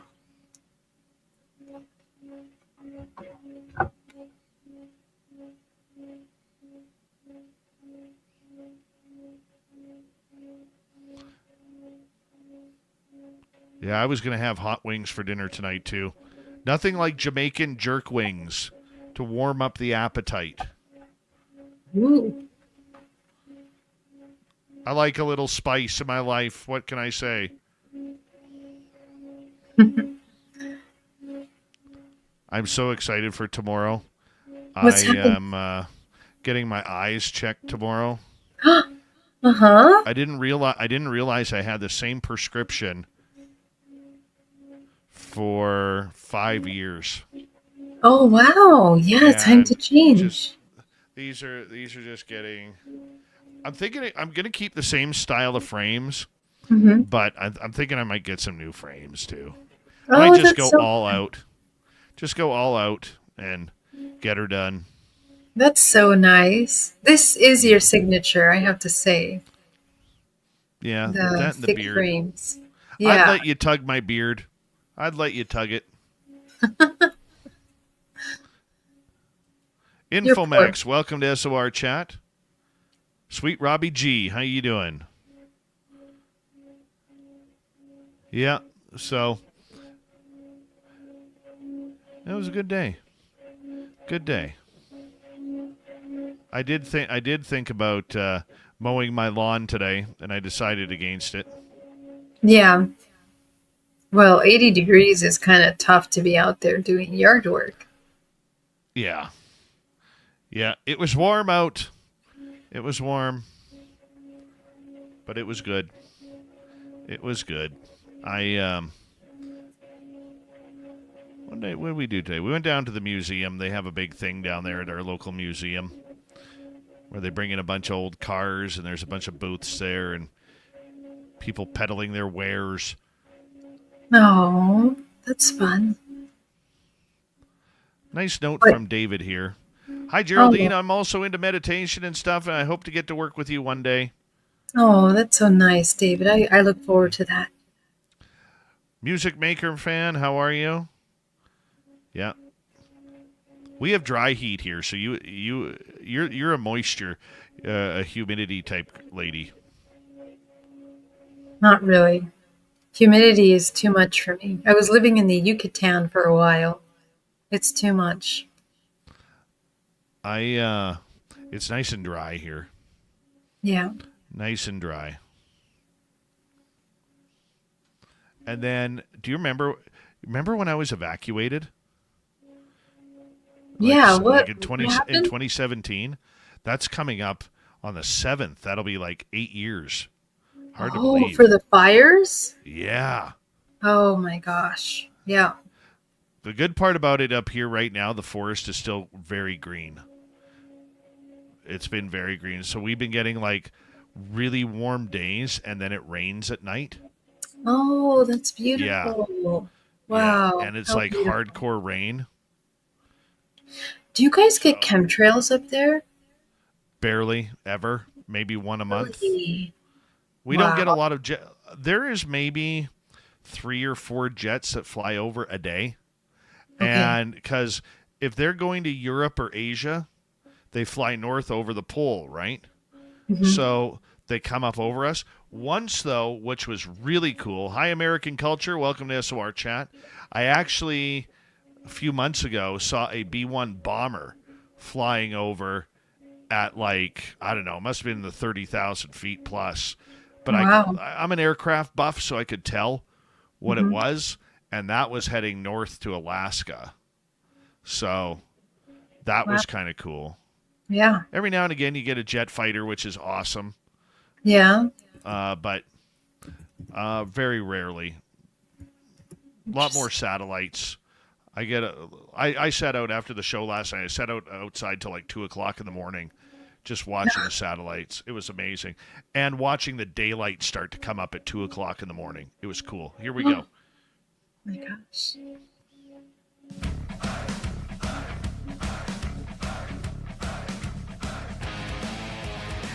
Here we go with the second half of Spaced Out Radio. My name is Dave Scott. Good to have you with us. We appreciate earning your listening ears wherever you are on this beautiful planet we call Earth. Hello to everyone tuning us in all around the world. We want to remind you that if you miss portions of this show or others, you can always check out our archives for free on YouTube or any major podcast network. Our website, spacedoutradio.com. We have a plethora of features for you. Rock out to Bumblefoot, read the news wire, check out our swag as well. Follow us on X at Spaced Out Radio, Instagram at Spaced Out Radio Show, and on Patreon in the Space Travelers Club. Here we go. Geraldine Orozco. We have her till the top of the hour. Her website, GeraldineOrozco.com. We're taking audience questions tonight for you. Geraldine, thank you for being here. Yay, thank you. All right, let's get right to it here. Let's go to Jose. Would you say that the ET presence has mostly been a deharmonizing factor in human history?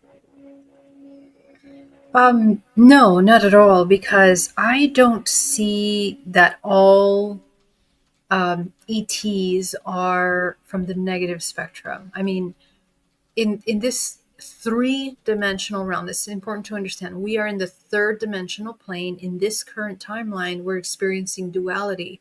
So there will always exist both potential powers. Okay, so the light and the dark. So that being a model for the architecture of this construct, we're actually in harmonic order, because if we were not in harmonic order, this planet would have imploded, centuries ago. But we are actually operating in harmonic order. In fact, it's the parasitism of the matrix that makes us believe that we are in disharmonic order, right? That we are in survival, that we are overrun by this other side. But in reality, we just don't have enough people indicating and showing us the light that actually exists in this dimension. We are completely surrounded by all kinds of beings at all times. We are moving in and out of dimensions, interacting with elements of the earth, of the plants. We're interacting with disembodied souls of many frequencies. We're interacting with ETs, interdimensional light beings, orbs, so many different variations of frequency. So I think that this is something that information has been changed for us to come into fear of what we can't see with our eyes, and to maintain and suppress us in a limitation of our expansion of vibrational frequency, to maintain us in the deactivation of DNA, which when a human begins to develop its intuition, automatically the DNA begins to also expand, because when you expand your intuition, you're broadening your spectrum of frequencies that you're able to process through your body multidimensionally. And that allows you to cultivate DMT. It allows you to be able to navigate dream state more lucidly. And more importantly, we cultivate memory, the recovery of memory of what we really are. So when you recover that memory, and most people that have reached really high levels of awakening and awareness, they have been revisiting their entire life history, where they discover they have had ET contact experiences. They also begin to uncover their ancestral lineage, and they discover there is a lot of interdimensional species memory in the ancestral lineage as well, depending on what culture you come from, what country you were born in. We have species all around the world, and the ancient indigenous cultures that have written and the history of our connection with the star people. And those were all benevolent interactions. Those were all exchanges of wisdom, technology, healing, advanced cultivation of civilizations, which have been wiped out for reasons, right? Reasons, many reasons. So we need to actually correct the history in a way. We need to revisit our concept of our history, world history, and interdimensional history to better understand the complexities of that. I believe that the Earth has and is in more harmonic order than we believe. And the more we understand that, the more power those of you that believe that are disempowered come back into that control. So the hybridization program, as drawn by gray aliens or something like that, you see, all of that is just one tiny fractal of many potential hybrid programs that have existed with many species over generations of humanity. So I would not put all of my eggs in one basket to think that this is just one truth. There's too many timelines that humanity holds in their DNA. And I think it's important for us to come back to that. It's up to us how we use ET contact for our future evolution. It's up to us based on our resonance. And the more we elevate our frequency, activate DNA, we can uncover the memory of how to anchor very advanced civilizations into this earth. That's kind of like the invitation right now. We can learn from Pleiadians, we can learn from some Arcturians. I believe that all ET beings, interdimensionals between 13th dimension and under, will be more of parasitic until the 13th. Beyond that, there are incredibly potential infinite beings that are only existing in states of love and higher consciousness. And so we have to elevate our frequency up to those levels to be able to have that dialogue. So it really is up to us and our filters of perception. That's my response. Thank you. Moving on here, let's get to another question here from our audience. Let's go over to necessary dialogue. Geraldine, how many people have you found that have had the same or similar encounter that you've had? A lot, actually, very surprisingly, because when I first had this experience in 2013, there really, even if you Google hybrid, or I didn't even know that term hybrid back then, I just thought alien babies or aliens mixed with humans. Back then, we're talking 2013, you would not find anything. But I found Bridget Nielsen and her website about hybrid kids and her group. And there were hundreds of women there. And then I joined the MUFON support group, and then I met more ladies there. And then when I began on the speaking circuit, then met thousands of women and men that were in the hybridization program. And when I opened my support group, just the stories were just coming in of all around the world, Japan, Africa, South America, Europe, everywhere in the world. I've had stories and connections with these experiences. So, and of course I've had many kind of experiences. So I'm not sure what you're specifically talking about. But in terms of hybridization, in terms of ET contact, conscious contact, many people are having those kinds of experiences, especially now, more than ever. My support group is pretty busy. And I do believe that it's going to be more people are going to have these experiences. So, yeah. Polly is asking, in my experience, a praying mantis was present. What is the task of the mantis in hybridization programs?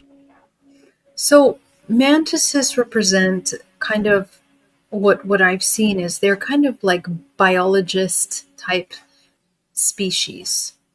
Why is that? They are, after the draconians, reptilians, the mantids are kind of like the third wave generation of evolutionary species after the reptoids. And these species are dedicated, I think at that point, they were created for the purpose of learning how to manipulate DNA, not just human DNA, but holographic DNA, which is basically the base code of creation. So why the mantid? Because the mantid is a multidimensional species that is not very much form as much as they are non-physical. So they communicate telepathically, they communicate holographically, and the way that they speak in sound and frequency is literally exactly similar to the language of DNA. I know it's a little hard to maybe visualize, but it's a frequency in which they communicate in. So they were employed, the majority of these beings, in the hybridization program by Draco reproductive ships, cloning ships, and also hybridization ships. These are different purposes, different systems. Hybridization ships are like honeycomb type of vessels that are absolutely specifically designed for genetic engineering of DNA and to create hybrid babies that are both physical and non-physical, but mostly physical, that are kept in incubation tanks. Okay, so they're the ones that are splicing the DNA, making mixtures of DNA in order to create certain kind of bloodlines. And some of these don't have the best interest. They are trying to replicate and suppress very specific DNA information. So, what I've noticed, some of the higher dimensional programs, they will use mantis that are high dimensional beings. And some of them are focused on activating DNA for hybridization programs, opening the code so that the child will have more available to them. So genetic engineering, all of the biological testing, insemination sciences, and advanced technology that's created for the hybridization and procreation systems. In the more parasitic programs like Draco, you know, even though they're employed, they don't participate in the really, really dark stuff. I've seen them in some MK Ultra environments where they have women and men that are, used for ritual systems, and they will operate with managing the frequencies and creating kind of the abstraction of negative frequency. So, in other words, if on this planet we have people that are experts in sound frequency healing, they would be experts in sound frequency, but also working with DNA. So when you work with genetics, you also need to be an expert in sound, and that's what they master in. So yeah, hope that answers the question. Love it. Jose is asking, what is your opinion on these black triangles? Are they human, alien, or both? Yeah, I think, in my humble opinion, they're mostly human. Okay, they are primarily from our government, and they are also Draco reptilian craft. Okay, so Draco reptilian is a military system. They have, I've seen personally being on board a Draco. Kind of looks like a it looks like a Death Star, I think it's called, like in Star Wars, that big round. It looks like a planet, but it's actually a craft. So I was in that kind of craft. And from there, they have triangle crafts that come out. And they have, from what I've experienced, they have interaction on the moon and on Mars and with the Earth. So it's like a speedway system of interaction that they kind of travel these crafts. And they will also send information to the sun. They kind of move through portals, runway portals, plasma portals that interconnect the Earth, the Moon, the Sun, Mars, many of the planets. But they're primarily working here in some kind of alternate dimensional system of co-creation. So, apart from that, to answer your question, I do believe that the majority of them are part of the shadow government that we are probably just going to really understand. Now, The ET craft that has the little red light at the center of it is usually the one by the Draco reptilian ones. There have been other triangle craft from really high dimensional species that I have seen, but they do not hold their form solidly like these kinds of craft. Okay, they will move and morph sometimes. They will also go from like flat into like three-dimensional crafts. So they can morph their shape, and that's a technology that we have not yet completely mastered.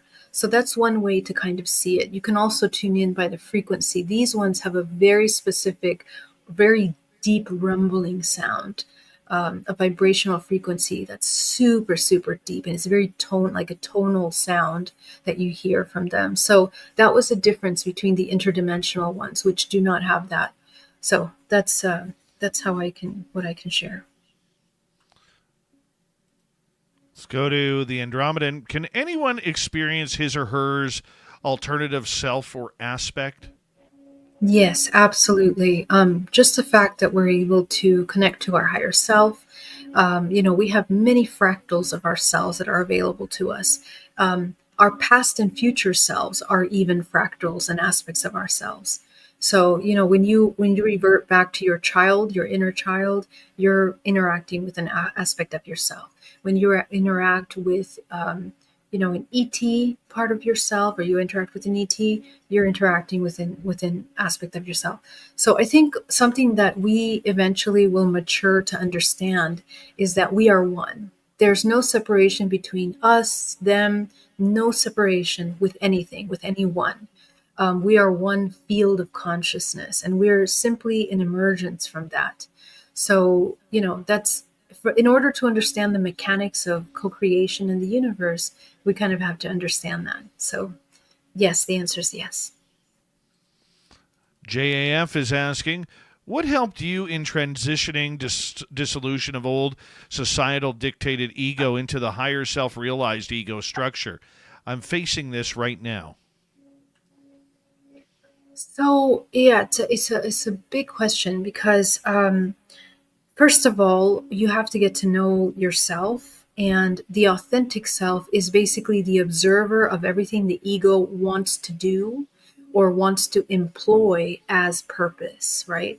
So every reaction to a trigger is an employment of the ego, because the ego is deciding that it wants to either survive and, or it feels threatened by this external thing. It will apply meaning to the external experiences.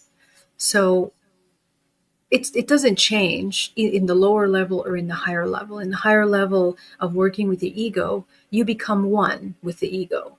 So the observer is also the one that now is acting, but it's coming from a form of co-creation. It no longer reacts. I guess the biggest difference would be the mode of creation, how you're creating. You're either creating unconsciously in reacting, and most importantly, repeating unconscious loops of ancestral trauma, your own limitations and the limitations of your soul. So, you have many lives, and you're repeating some of the same contracts in many lives. So you have to become aware of that. The ego thrives through the repetition of our limitations of soul incarnations. Okay, so alternatively, the 0 point, the observer, is the one that isn't just reacting to things. It's mindfully co-creating. And the more expanded you become, the higher dimensional you become in that expansion, the more your creative actions will ripple in many dimensions, and you will take responsibility for those creations. You will take accountability consciously. So, that's the difference, is that we behave unconsciously, we're disassociated, and desensitized. The opposite is that you're deeply connected, you're deeply aware of the cause and effect of your creations. That's on the highest level. So that's something I would suggest. But yeah, if you have more questions, please reach out. I have a lot of amazing videos on these topics on my YouTube. And also, I have some amazing classes that I teach on it too. So if you're curious, you can check that out. Let's move on to Benno. Does the mantid think it is superior to all other beings? Well, I think any creature that is vibrating in a survival construct belief system is always going to feel that it's superior to something else. Okay. And I would not separate mantid species. I'm very against the speciation, because just like humans, there's a plethora of frequencies, intentions, belief systems in our human race. It's exactly the same in every species that exists, included mantids. I have met some extremely deeply disturbing mantid energy, but I've also met some incredibly wise and divine mantid beings as well. So, again, it's about discernment, and it comes from your internal co creation. Final question for you is we got about 3 minutes. Let's go to Eva here. How can I find my higher self? If I'm in all of the low places, sometimes they are at my window. Remember that one was looking in all day. How does she find her higher self? So, again, higher self is the reconnection with your highest authenticity. Okay. So, anything that is blocking your ability to be authentic, that is where we need to focus on. That it's that simple. Come back to your authenticity, find your 0 point by coming into the observer that is within you, and cultivate, grow on that observer. Cultivate the observer in your nervous system, biochemically, emotionally, bioelectrically, spiritually, interdimensionally. The cultivation of that 0 point is the embodiment of your higher self, because it's limited by nothing, it's afraid of nothing, it's infinite potential. And the only way to become infinite raw potential is by coming into that authentic point. It's a very healing state. It's a very intuitive state, highly trusting the intuition and deep, authentic, truthful embodiment of that self. So that's a short answer I can give you, but there's so much more I can add to that. We have about 90 seconds to go with you. And once again, I want to say a big thank you for almost 9 years of being on this program, Spaced Out Radio. When I was looking for somebody to do this show, and you then, I had met you, I had interviewed you, and I just felt there was a connection there that would work really well with our audience. And you have been flawless and perfect through the last almost 9 years on Spaced Out Radio. Geraldine, thank you for being a part of our family. Thank you, Dave, so much. It's been an honor. I'm so grateful to you and all the listeners. Thank you so much. All my love, and please do keep in touch. And love you so much. Thank you. And how can people find you or stay in touch with you? Yeah, so reach out on my website at Geraldine Orozco if I can be of any service to you or help, or you can reach out on my YouTube. Please enjoy there all the videos that I put for free, and I have a lot of exciting projects coming up, so stay tuned and subscribe. Yeah, so that's it. Thank you. And it's easy. GeraldineOrozco.com, Geraldine Orozco on YouTube. She even shows off her fancy shoe collection there. She does. No, I don't. Don't No? do that. No? No, Where does that rumor come from? I don't know where that rumor comes from. You know what? I love you dearly, and thank you for being just an amazing person and who you are. And we will definitely bring you back on as a guest. Anytime you want to come on, you just let us know, and we'll make time for you. Geraldine Orozco, everybody. She is the best. She really is. Coming up next in hour number 3, Swamp Dweller will kick things off. Then Robin Haynes will be in with the Cryptid Q&A. We'll be right back. You're listening to Spaced Out Radio with your host, Dave Scott.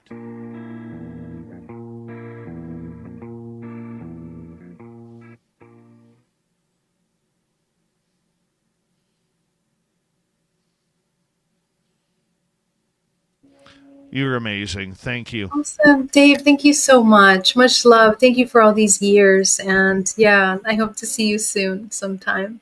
We'll chat soon. Bye. All right. See you, my beautiful friend. See you. Geraldine Orozco, everybody. I love her. Love her dearly. I'll be right back.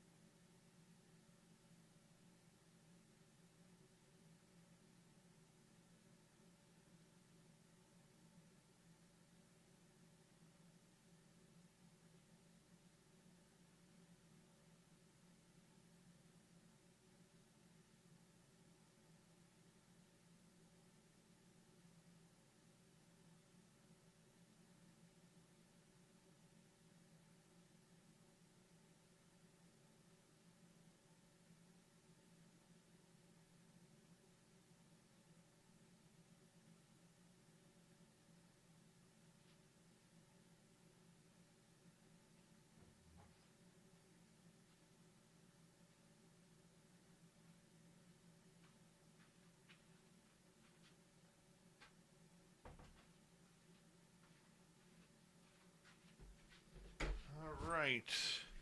Got about a minute to go here. Get your questions ready for Robin. Deboruni, how are you, my dear? Hope you're having a good night.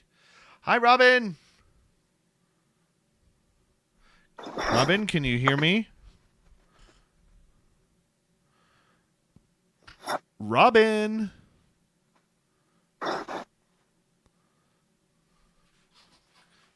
Can you hear me? I don't know if she's paying attention. Robin, can you hear me? Does she have her mic on mute? Hold on, we'll message her.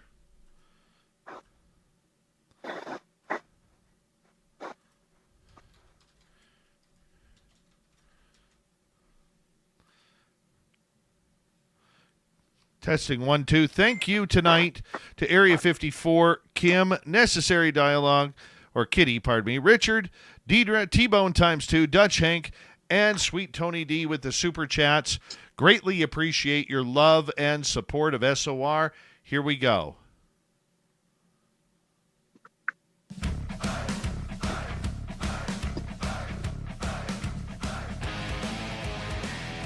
Here we go with the third and final hour of Spaced Out Radio tonight. My name is Dave Scott. Thank you very much for tuning us in wherever you are on this beautiful planet we call Earth.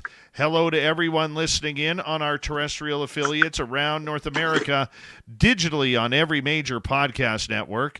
Our website, spacedoutradio.com. We have a plethora of features for you. Rock out to Bumblefoot, read the Newswire, check out our swag as well. Follow us on X at Spaced Out Radio, Instagram at Spaced Out Radio Show, and on Patreon in the Space Travelers Club. The Desert Clam has set the password for tonight in the SOR Space Travelers Club. Vacary. Vacary is your password. Use it wisely, Space Travelers, as the Clam sets the password each and every night right here on Spaced Out Radio. Let's head to the swamp. Hello and welcome to Spaced Out Radio's Swamp. I'm Swamp Dweller, and tonight I'm going to take you on a mystic journey of the unknown, sharing tales of monsters, legends, and nightmares. Welcome to the Spaced Out Radio Swamp. About 2 years ago, a couple of friends and I decided to sneak into an abandoned asylum in Downey, California after nightfall. We noticed a security guard doing his final rounds and waited for him to leave the premises. Once the coast was clear, we approached the surrounding fence and jumped over it to get onto the property. And as soon as we did, we all experienced something that I can only describe as a heavy and unpleasant feeling. All the windows and doors were boarded up from the outside. But as we made our way around the building, we discovered an entrance that had been broken into. So we made our way in and ended up in the auditorium. There were medical records scattered all over the floor of every room. One of my friends picked up one of them that caught his attention. It was a file from 1889. I don't recall the name of the patient, but he was said to have had some sort of mental disability, like what we now refer to as Down syndrome. It also had a list of mental disabilities and random treatments that had been performed on him over the years, ranging from shock treatment, inducing vomiting, to being forced to consume mercury pills. As we continued to explore the halls, we felt like we were being watched. It got to the point to where we weren't comfortable being inside the building anymore. As we made our way back outside, I heard a faint whisper and what felt like a hand brush on the back of my head. I quickly looked back, but there was nothing there. We ran from out of there as fast as we could, jumped the fence, and made our way back to the car, and thought nothing of it. We were just relieved to be out of there. The following night is when things really took a turn for the worst. I went to bed at around 9 p.m. and awoke sometime around 12:25 a.m. to the feeling of someone tugging on my leg. I have a tendency to fall asleep with the TV on, so when my dad gets home from work around midnight, he does a routine check to make sure my TV is off. So I wake up thinking I'm going to get lectured about leaving the TV on again. But as I look toward the doorway, I see that the door is open and the hallway light is on, but there is no sign of my dad. I then begin to feel a pressure on my leg again, so I quickly turn my attention to the foot of my bed, and that's when I saw it. A solid, black, faceless silhouette is crouched over me and has a firm grip on my leg. I immediately froze and was unable to move, and everything went silent. All I could hear was what I can only describe as static as it starts making its way up to my face. I immediately started to pray, and within seconds its grip on me became weaker, and I was able to bang my fist on the wall to try to get someone's attention, and within seconds, it was gone. I jumped up and ran out of my room, and as I turned the corner, I bumped right into my dad, who was coming down the hallway to my room. He said he heard me hit the wall, and he was coming to see what was going on. I explained everything to him, the best I could, and of course he ruled it off as a bad case of sleep paralysis. But I know for certain that this was not the case. I have had sleep paralysis many times before, and this experience was nothing like it. I was fully awake when the attack took place. I felt whatever it was that I came across probably came from that asylum the previous night and followed me home. I'm pretty sure it was just making me aware of its presence. Thank you, Swamp Dweller, for another spooky story. If you want more just like that, head on over to YouTube, type in Swamp Dweller, ring that bell, hit subscribe. He's got thousands of stories right there for you. Time for Robin Haynes.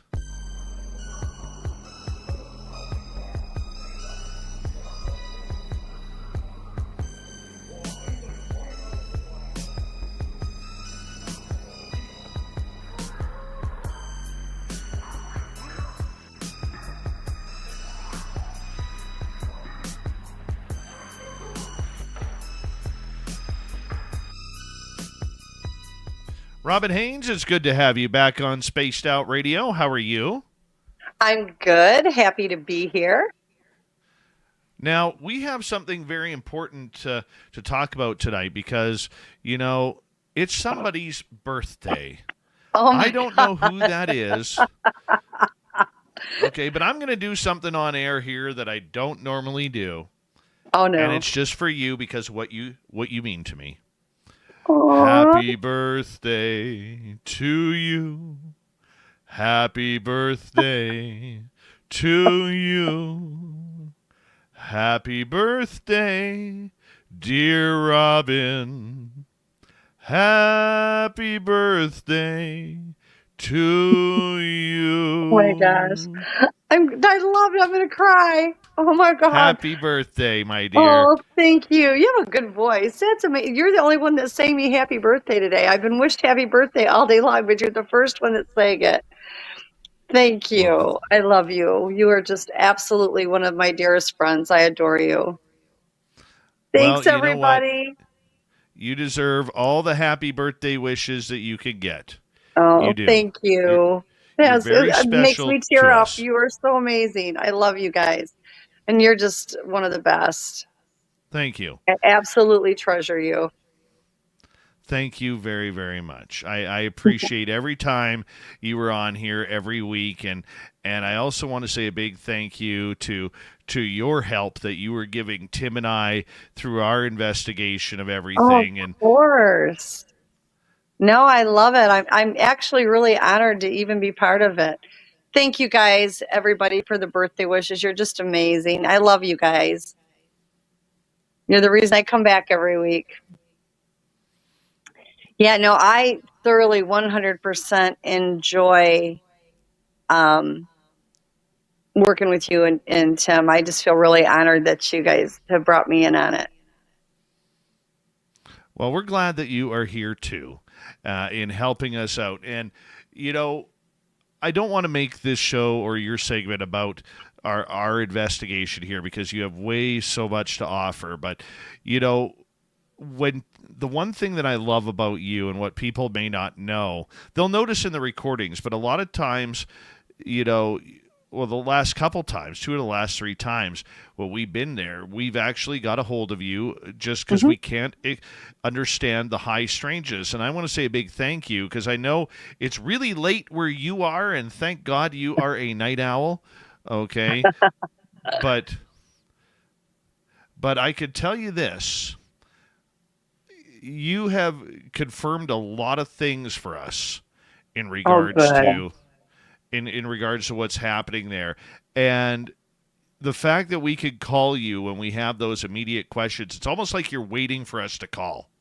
Yeah, I know you guys go out on the weekends. And so generally on the weekends, I'm right there. And it's really crazy because like all my clients turn into being friends, almost like family to me.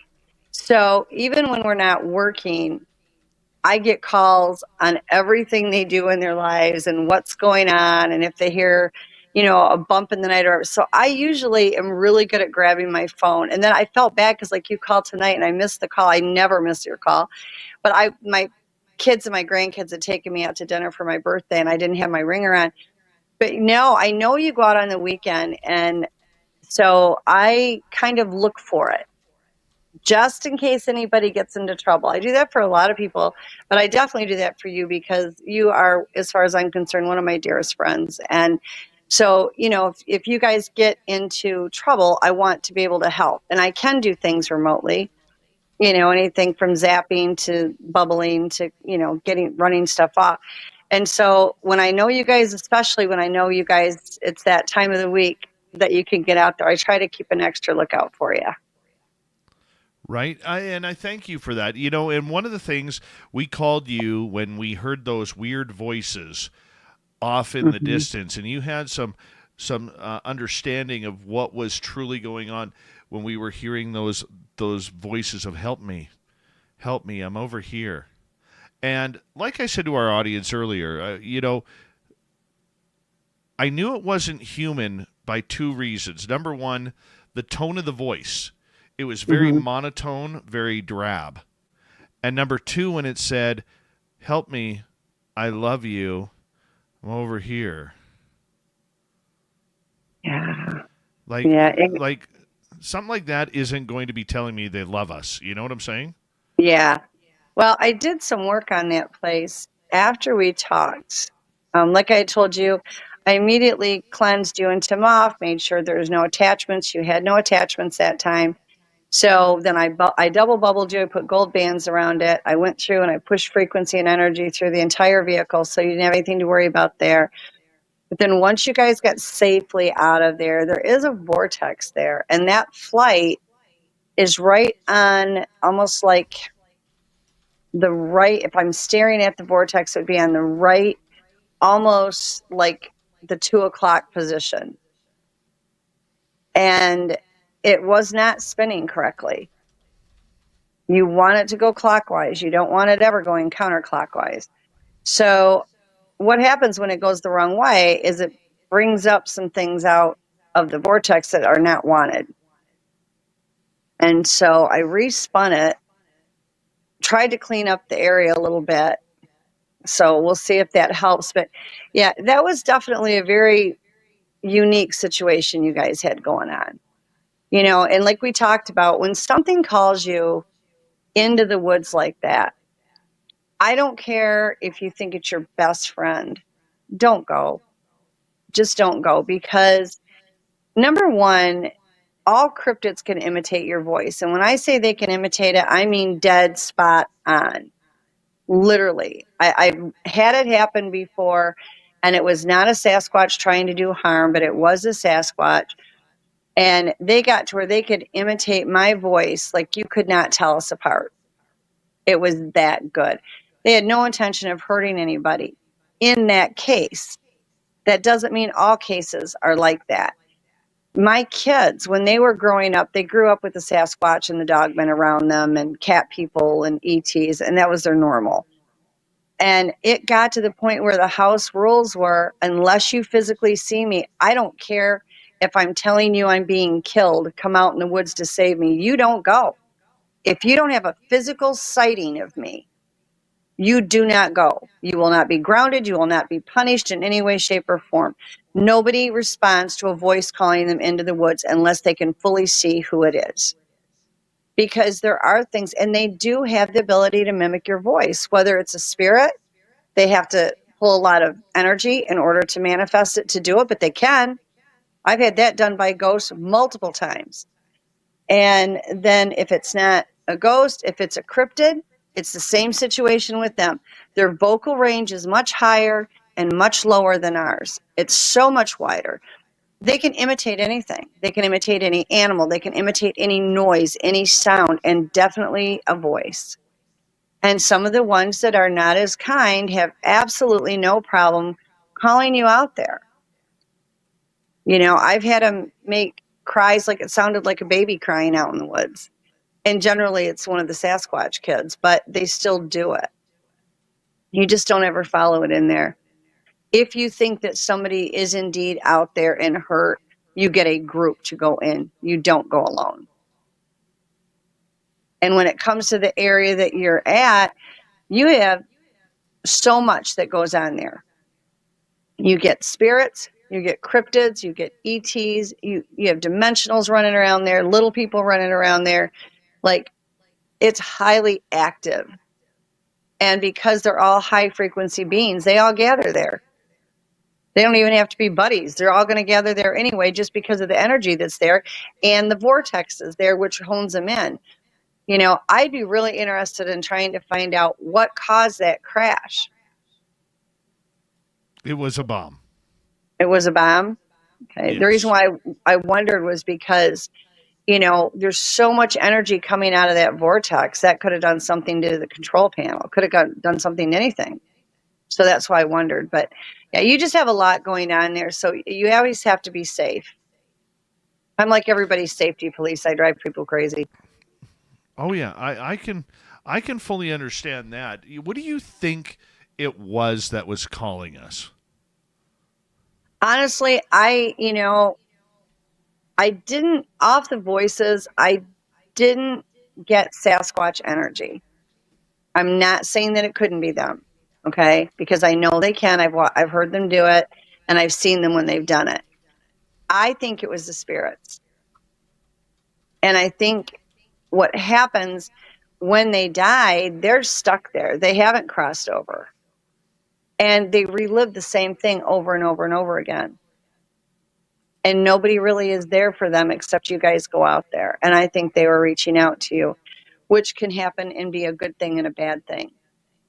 You know, I'm very relieved that you guys did not be impulsive and just go running over there to see what it was, because you don't know. You know, and Yeah, I just think that it's spirits. I understand with what you're saying and everything like that. I have talked to a couple. Lon Strickler was very much on the same page that he believes it might have been a spirit of something. But to me, there was just listening to it, it seemed that there was something a little bit more sinister to it. And Well, that's the feeling I had. If you have these, I'm sorry I interrupted you. You have these spirits that were involved in this crash, okay? And I'm sure not all of them are happy. And for whatever reason, they're not crossing over. They're reliving that all the time. You could have some very pissed off spirits there. I don't pick up that it was overly warm and friendly. Okay? I don't necessarily know what they could do.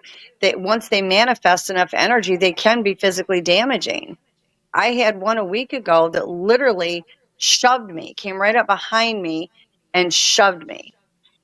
Okay? I also blasted its butt afterwards and it left me alone. And then I went looking for it and I couldn't find it, chicken. But the thing of it is, they can do damage. I did a show for somebody, this was about 4 years ago, and it was a detective type show, and they were looking at old crimes and people that had been convicted of these crimes that had passed away, and wanting to know whether or not, you know, they really did it or whatever. And there was a situation where this one guy had killed several people and he had passed away, and we investigated it. I connected with him and I was choked. Like, he physically choked me and pushed me up against the wall. And it's a spirit. So it can be dangerous. And to think that a spirit can't do damage, I know somebody that was killed by one. I lost a very dear friend because of that. I warned him not to go into this situation and that he was going to get hurt, if not killed, and he thought he could handle it, and clearly he could not because he was dead by morning. But the thing of it is, they can be dangerous. If they manifest and pull enough energy, they can absolutely do serious damage, if not kill you.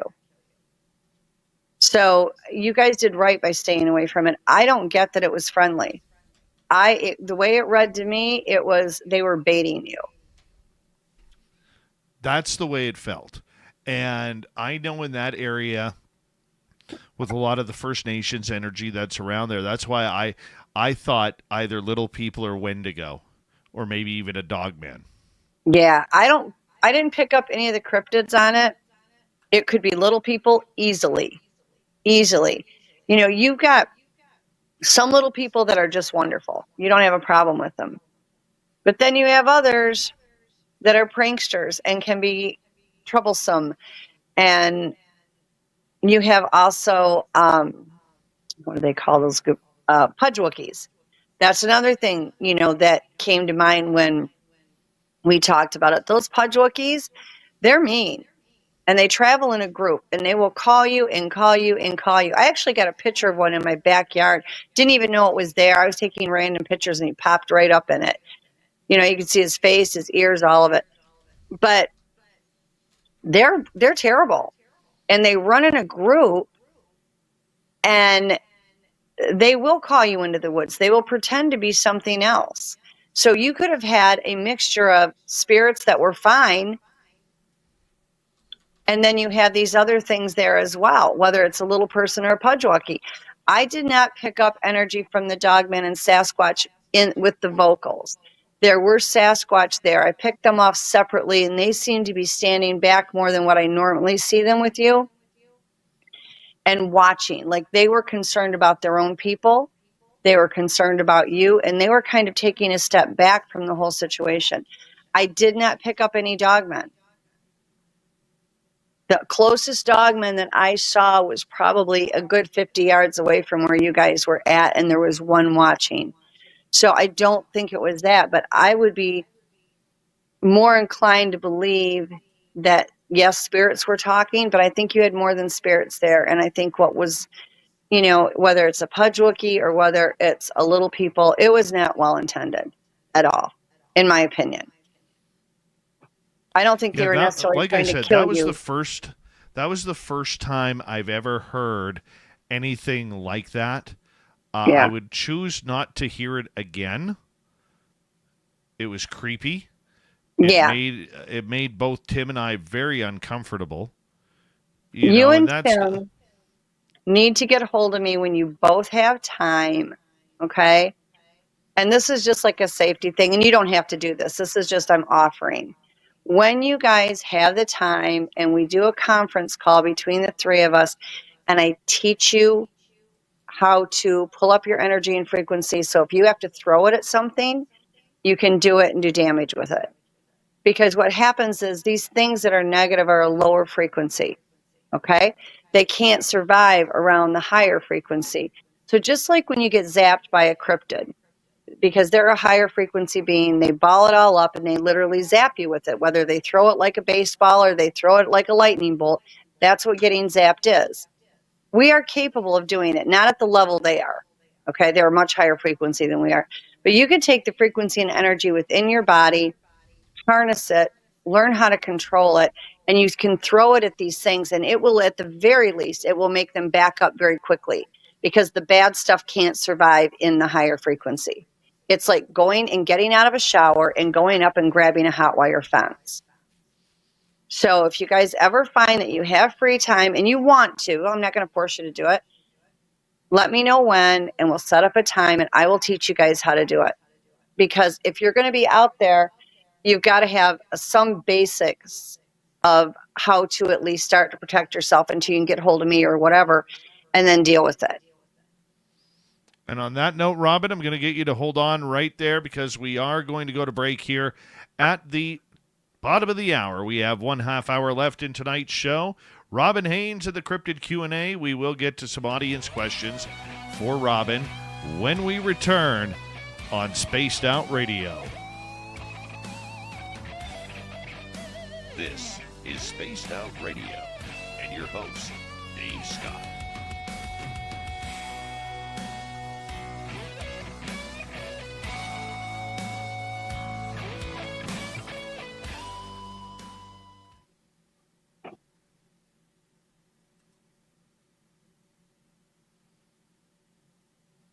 All right, Robin, we are clear. Okay, yeah. If you guys ever decide you want to do that, Dave, just let me know. I'll do it. You guys don't. I mean, I teach it all the time. You don't have to pay me for it. I'll just do it because you're going to need it. Yeah. You can always call me and I can do it remotely. I do all kinds of stuff remotely. It's ridiculous. But like I Yes. said, it would not hurt for you to be able to do it either, because if you get in that situation, you can bubble yourself, you can push your energy and your frequency around you. Nothing would be able to attach to you. That makes a lot of sense. So It yeah, if you does. guys ever decide you want to do it, just let me know when and I'll make sure I'm around. For sure. We can totally do that. Yeah, and it's fun Totally. because you can change the energy and the frequency within your home. Like if you go home and you're just feeling like it feels kind of gunky or whatever, you can change it. If you go to work and you don't like the way the energy is or the vibe is in your office or whatever, you can change that. It's all about controlling your frequency and your energy. You just have to learn how to tap into it. And then once you do that, it transfers into helping you to work through your consciousness into the collective. It works into you being able to see through the paranormal spectrum out of a higher frequency. So you're going to see things that other people can't see. That's why you get, not that people don't have pictures that are pareidolia, but a lot of times it's because if somebody's looking through third dimensional eyes, they can't see it. But when you get in the higher frequency, you're now looking in the paranormal spectrum. And that's why some people can look at a picture and say, I can see this. And other people are going, I see nothing, because they're looking through 3D eyes. Once you get in the higher frequency, you're in a different dimension, and then you can see it. That makes sense. Yeah, it's fun. That totally makes sense. But yeah, I'm so grateful that you guys called me and did not try to go over there. Honestly, I got thinking about it after we got off the phone, and to me, that it just feels more like a pudgewuggy. It does. I mean, I have been very fortunate that I don't have to deal with them a lot. I had the one in the backyard, and I was looking at the pictures and saw it was there. And so I immediately did the energy wall around it and pushed it back. And I haven't, to my knowledge, they haven't been back since. They've never tried to do anything to me, but they're either really good or really bad. And primarily they are not good. And there's never just one. But in some of your little people, now I have always had little people coming in and out of my house. I have friends that do, and most of the time they're fine, but they're one of those things that are supposed to be neutral. Neutral things are dangerous because you don't know which way the wind's going to blow with them. And they generally end up where they're pranksters and you can get hurt. But most of the little people are pretty good, but not all of them. Good and bad and everything. That is very true. Very true. Let me just get ready here. We got about 2 minutes to go here. I am just, honestly, I've found that it's affected me, just on the high weirdness of it all. Yeah. So. All right, I'm just getting some questions loaded up here. Questions for Robin, please put them in capital letters if you don't mind. Thank you.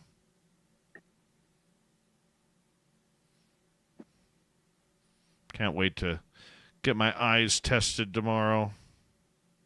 Oh, I've got to have mine redone too. I got to get different glasses. Right?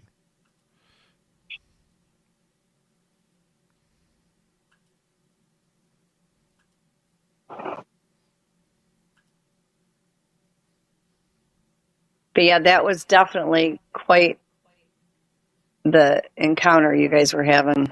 Yeah, it was kind of awesome. I respun that vortex. Awesome. That vortex is spinning the right way right now, as of now, unless something tries to mess with it again.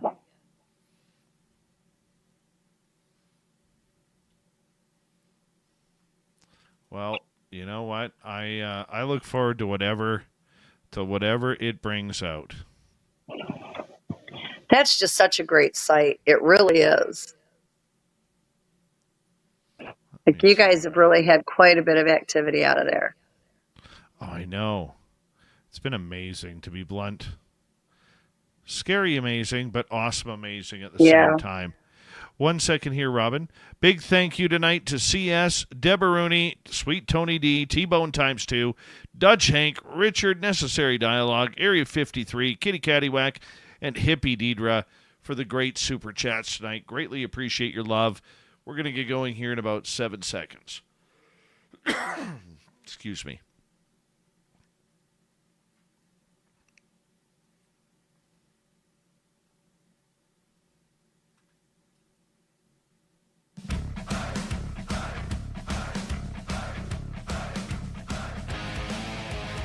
Final half hour of Spaced Out Radio is now underway. Thank you for joining us. My name is Dave Scott. We really appreciate earning your listening ears wherever you are on this beautiful planet we call Earth. Hey, we want to remind all of you that if you miss most of this show or others, our archives are always free. You can find them on YouTube or any major podcast network. Our website, spacedoutradio.com. We have a plethora of features for you. Rock out to Bumblefoot, read the news wire, check out our swag as well.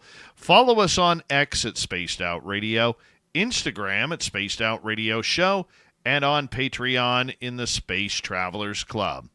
She's Robin Haynes. She's here each and every week to break down the weird and strange of the cryptid world. Robin with the Cryptid Q&A, thank you for being here tonight. Oh, thank you for having me. You guys are awesome. I'm ready for some audience questions, aren't you? Oh, yeah. All right, let's get right to them. Let's start off with Jose here. Is there such a thing as a headless low crawler? I saw one in a video, and it seemed legit, but so bizarre that it spooked me out. I'm not going to say that there isn't because I don't rule out anything. I've seen things that make absolutely no sense. Personally, I have not seen them. Okay. The closest thing that I've seen that looked like it did not have a head, and the Sasquatch call it a Micaiah. And the Micaiah means thee that walks the earth that has no name. And so any of these cryptids that don't have a name, the Sasquatch group them all under the name Micaiah. But this thing was enormous. It was the size of a cow, but built like a hyena, and you could not see the head. And we found out that the head sat between the shoulder blades. It sat way back in it. There was like bone on each side, so you couldn't try to kill this thing. It was government created. But I've not seen the low crawler without a head. So while I haven't seen it, I don't rule it out because there's so much stuff out there that between the government creating it and the ETs creating it and already being here on its own, anything is possible. For people who may not know what a low crawler is, can you define that for us, please? To me, I don't know, and this part could be wrong, guys, because I haven't dealt a lot with those. The only ones I've ever heard of that were considered a low crawler, they're low to the ground, and they look like they're crawling. They do. You know, the Sasquatch will do the belly crawl, or what they call the crab crawl, but they actually remind you of Scooby-Doo on its toes and its fingers. And the only thing that I ever saw that someone claimed that was a low crawler was very similar to that. And it was like a grayish white in color. And it just stayed very low to the ground. But that was the only one I've ever heard of. I have no idea. I have not had, honestly, experiences dealing with what they consider the low crawlers. I've never come up against them. None of my people that I work with, and I work with hundreds of people, have ever talked to me about a low crawler. The only one I ever saw was actually on a video, and it was somebody reputable that was talking about it. And it was whitish gray in color, and it was very low to the ground. And it just literally stayed low to the ground. I don't know why it ever got up. That sounds creepy. Nothing yeah, creepy so that about one, I'm that, sorry, Robin. I'm not much help. Yeah, I'm not much help on that one, guys. Sorry. That's okay. That's quite okay. All right, let's go to another question. Let's go to Cosmic Joe. Hey, Robin. Tim saw a group of mantids. What do you think they wanted? Do you know, the mantids, I've actually been attacked by the mantids. I don't know what their intentions were with me, but it did not feel good. I don't know what they want. I know a lot of people that claim that they're good. I don't know why this one, it showed up in my room. It did not feel pleasant, but it never did anything to me. I think they are observing us. I think they're watching us, just like a lot of the other ET races are. The ETs, there is more good ones than bad ones. And they watch us, they study us. We are a threat to everything. And I think with the mantids, because they're one of the insectoids, I really think that for them, they keep a very close eye on us. And like I said, I know people that have had interaction with mantids and said that they haven't had problems with it. The one that showed up in my room was not friendly. Like, his energy was horrible. It was frightening. It was almost like it intended to do harm. I didn't give it a chance, because when you blast and throw energy, you can literally blow some of these things up that are low frequency. And so I ran it out of here, and I haven't had any more problems with it since, but I don't trust them. The whole group of the insectoids are a little bit nervy, and they study us. I think they want control over us. You know, I don't think that they're into the breeding programs like some of the other ones are, but they definitely, I am very nervous when it comes to them. Like I said, I do know people that have worked with some of the mantids and said they were wonderful. And I do believe that some are. We cannot say that any one group is bad. It's like with the grays. There's thousands of different grays, and 90% of those grays are good, and 10% are awful.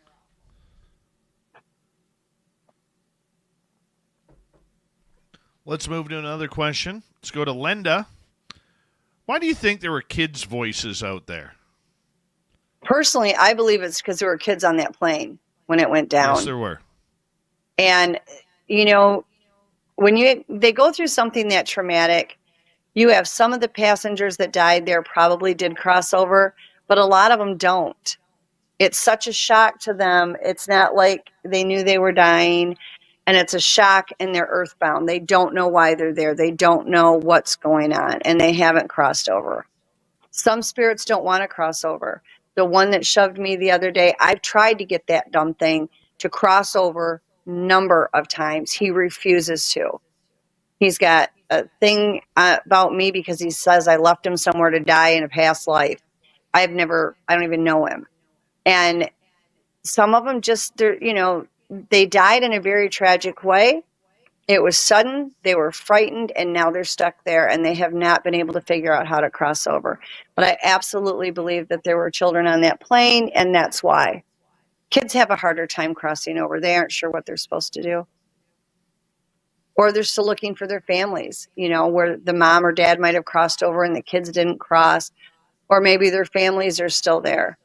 But the kids tend to get a little bit more confused.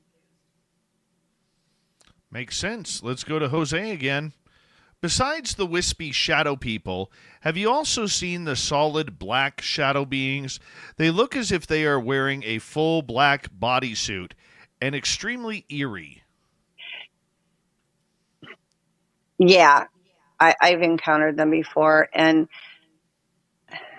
I'm going to be honest with everybody. I have encountered them before, and this was a very long time ago, and I'm not trying to freak people out, because there are the shadow people, yes, but the ones that they're referring to that are like that, I actually had one that came up to me while I was pregnant and put its hand on my abdomen, and I buried my son shortly thereafter. So please be careful of them. They are not, I wish I would have known then what I know now. It never would have happened. So they can be very dangerous, to say the least. I can see that. All right, let's move to another question. Hillbilly Herb here. While taking photos at my camp just after seeing a giant owl at dusk, I got a couple of pictures of a purple fog-like splotch. I call it an owl shaman. But any ideas? Portal, energy, fairies? It could be any of the above. I've noticed lately that a lot of people are getting this purplish smoke. And there's been explanations where people have gone on and said, oh, it's from, this kind of a fog or that. The reality of it is a lot of these entities can go down into a mist, and they are capable of the colorations. It's unbelievable. I've seen it go into blue. I've seen it go into purple. I've seen it go into red, and I've seen it go into white. And again, it's all done with the energy and frequency that they are. If they're at a high enough frequency, they can definitely do whatever they want to do. As far as it being an owl shaman, you can call it whatever you want to call it. It's just an entity, and that's the way it's transformed. Do you think it maybe was signifying anything else? Aliens, maybe? I've not seen the aliens do it, but I wouldn't put it past them. I've seen cryptids do it. I have seen elementals and dimensionals do it. The purple, I've also, been told by some of the Sasquatch that it has to do with the frequency combined, with the mist, and they can get various colors out of it. To me, I would look at it and say that's an entity, and all it's done is shift into that form. Let's move to another question. Let's go to Blue Cruise. Do the Sasquatch ever use war paint camouflage made from plants or berries? Absolutely. 100%. They will take animal hides and use them as clothing when it's cold. They will take berries and mushrooms, so they've got the coloration on them, and they'll decorate themselves with it. They will take plants and weave it into their braids. They will do all of those things. Absolutely. All right, let's continue on. Let's go to Jose again. Could Bigfoot be a holdover species from prehistoric times that somehow managed to survive into our present day? No. Actually, there's such a lot out there about, are they Gigantopithecus? Are they Nephilim? They're not any of those things. The DNA is very clear. On the mother side, they are part human. It's a small amount, but it is there. The father side, no, we can't identify it. And while we can't identify it, what we can do is look at the time frame. They came up about 15,000 years ago. We were already here when they got here. That's the only reason that they were able to get human DNA on the mom's side. So as of right now, we have nothing in their genomes that for any reason leads us to believe that they were anything prehistoric. All right, let's move on. Let's go to Derek. Robin, is there programs where Bigfoot and other cryptids work hand in hand with the government or military-industrial complex? Yes, there is. I'm not going to say the Sasquatch so much, because from what the Sasquatch have told me, they've contacted me when they've been held captive by the government, and the government has used them to try to get their abilities. They've kept them drugged so they can figure out how to access them. They have implanted various things inside the females, trying to create, whether it's a super soldier or whatever they're trying to create at the time. At one time, I had a Sasquatch get hold of me and say they had implanted her with the Draco, which is one of the worst ETs that is known. And so they do all of those things. But the government has not only created cryptids, but like they have the dogmen.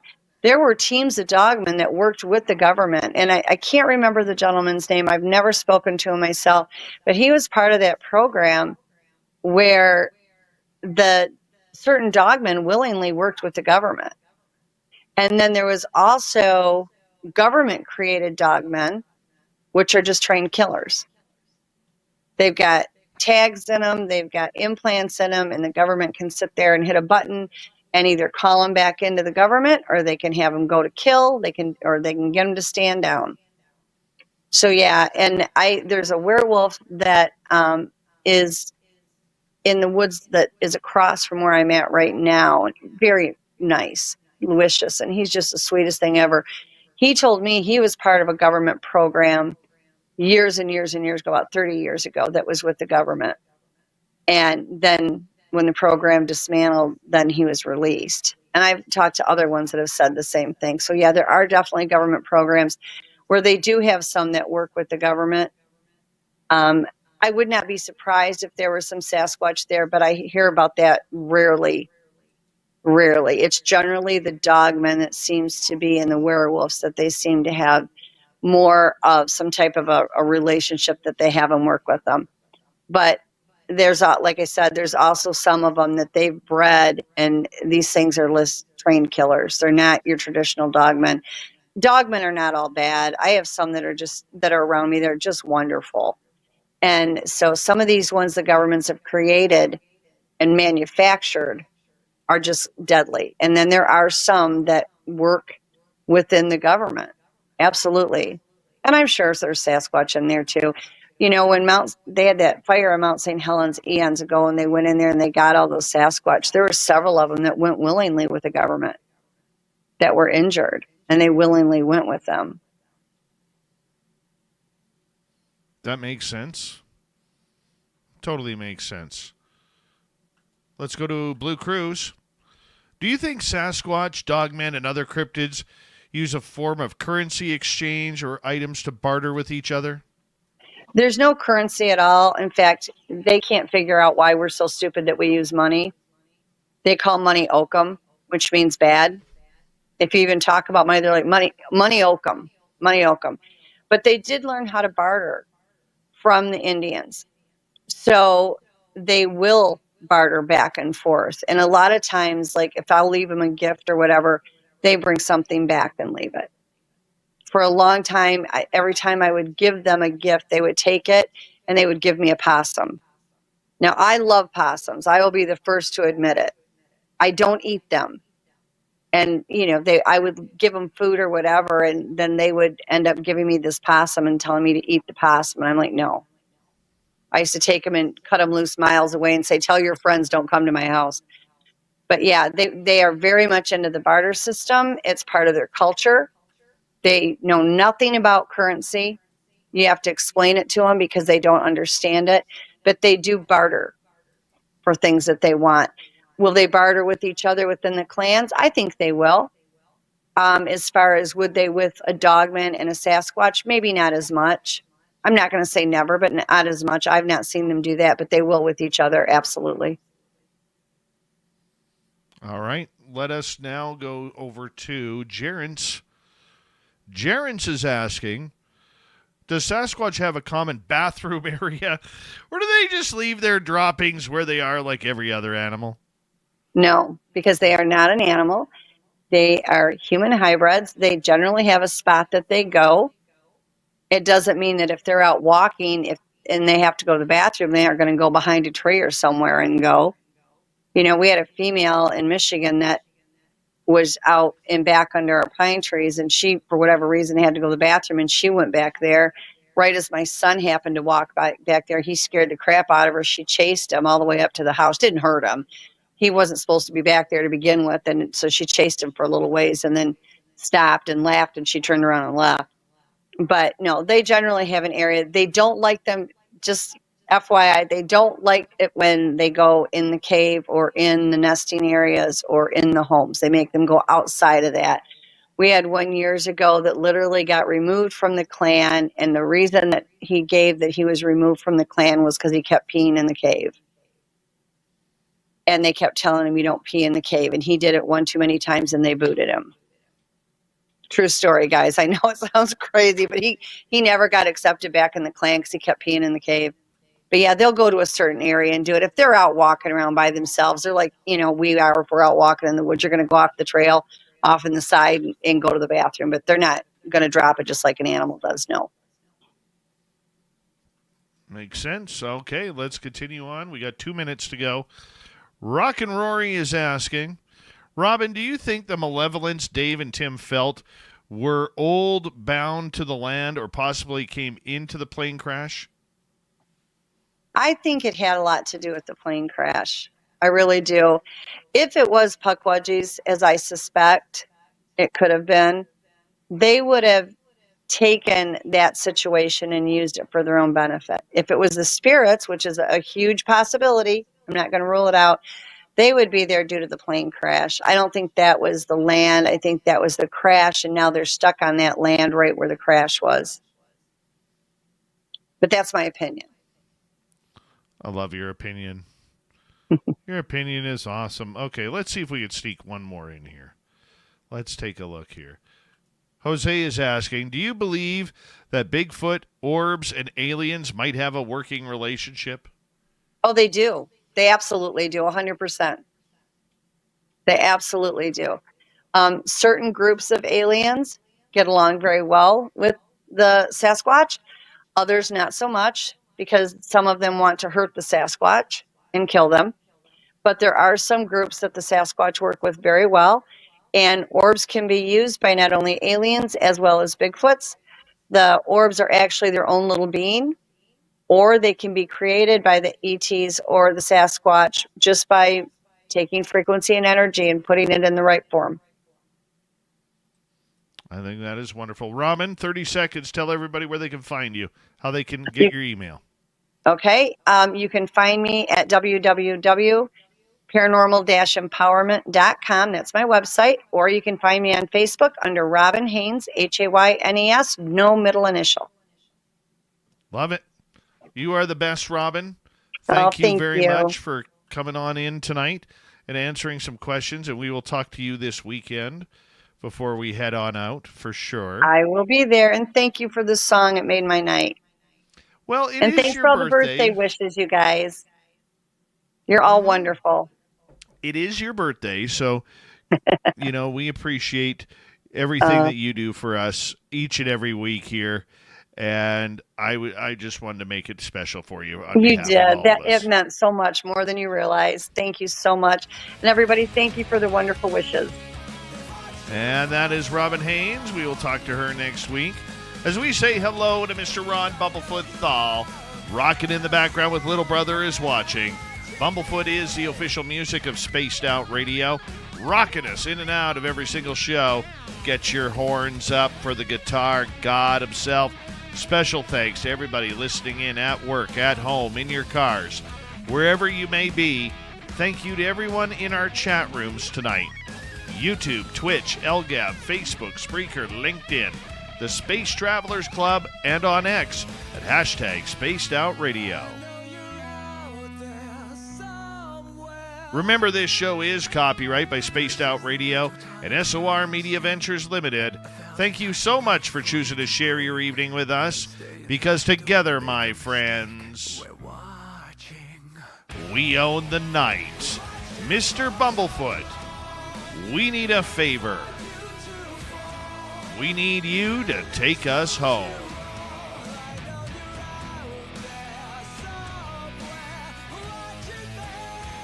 Yes, the Woo train has docked for the night, but soon, my friends, we shall ride again. Your seats are always available. Your tickets never expire. And if you want to bring a friend, we've got room for them too. Good night, everybody.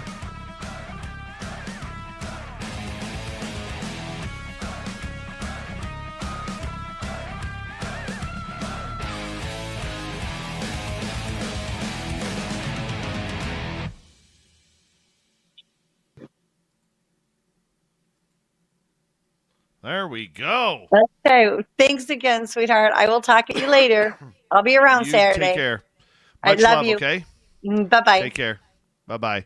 Robin Haynes, everybody. All right.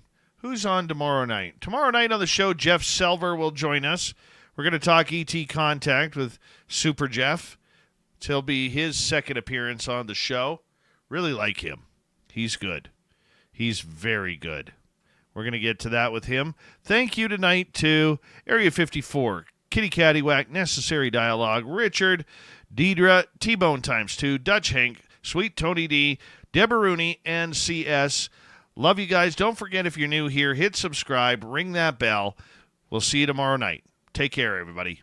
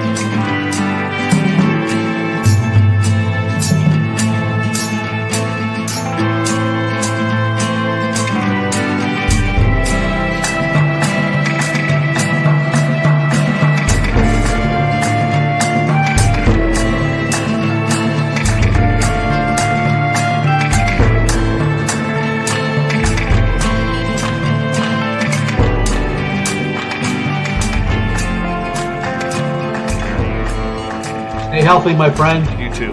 You need bail money, give me a call. Always, Dad. Take care. You too.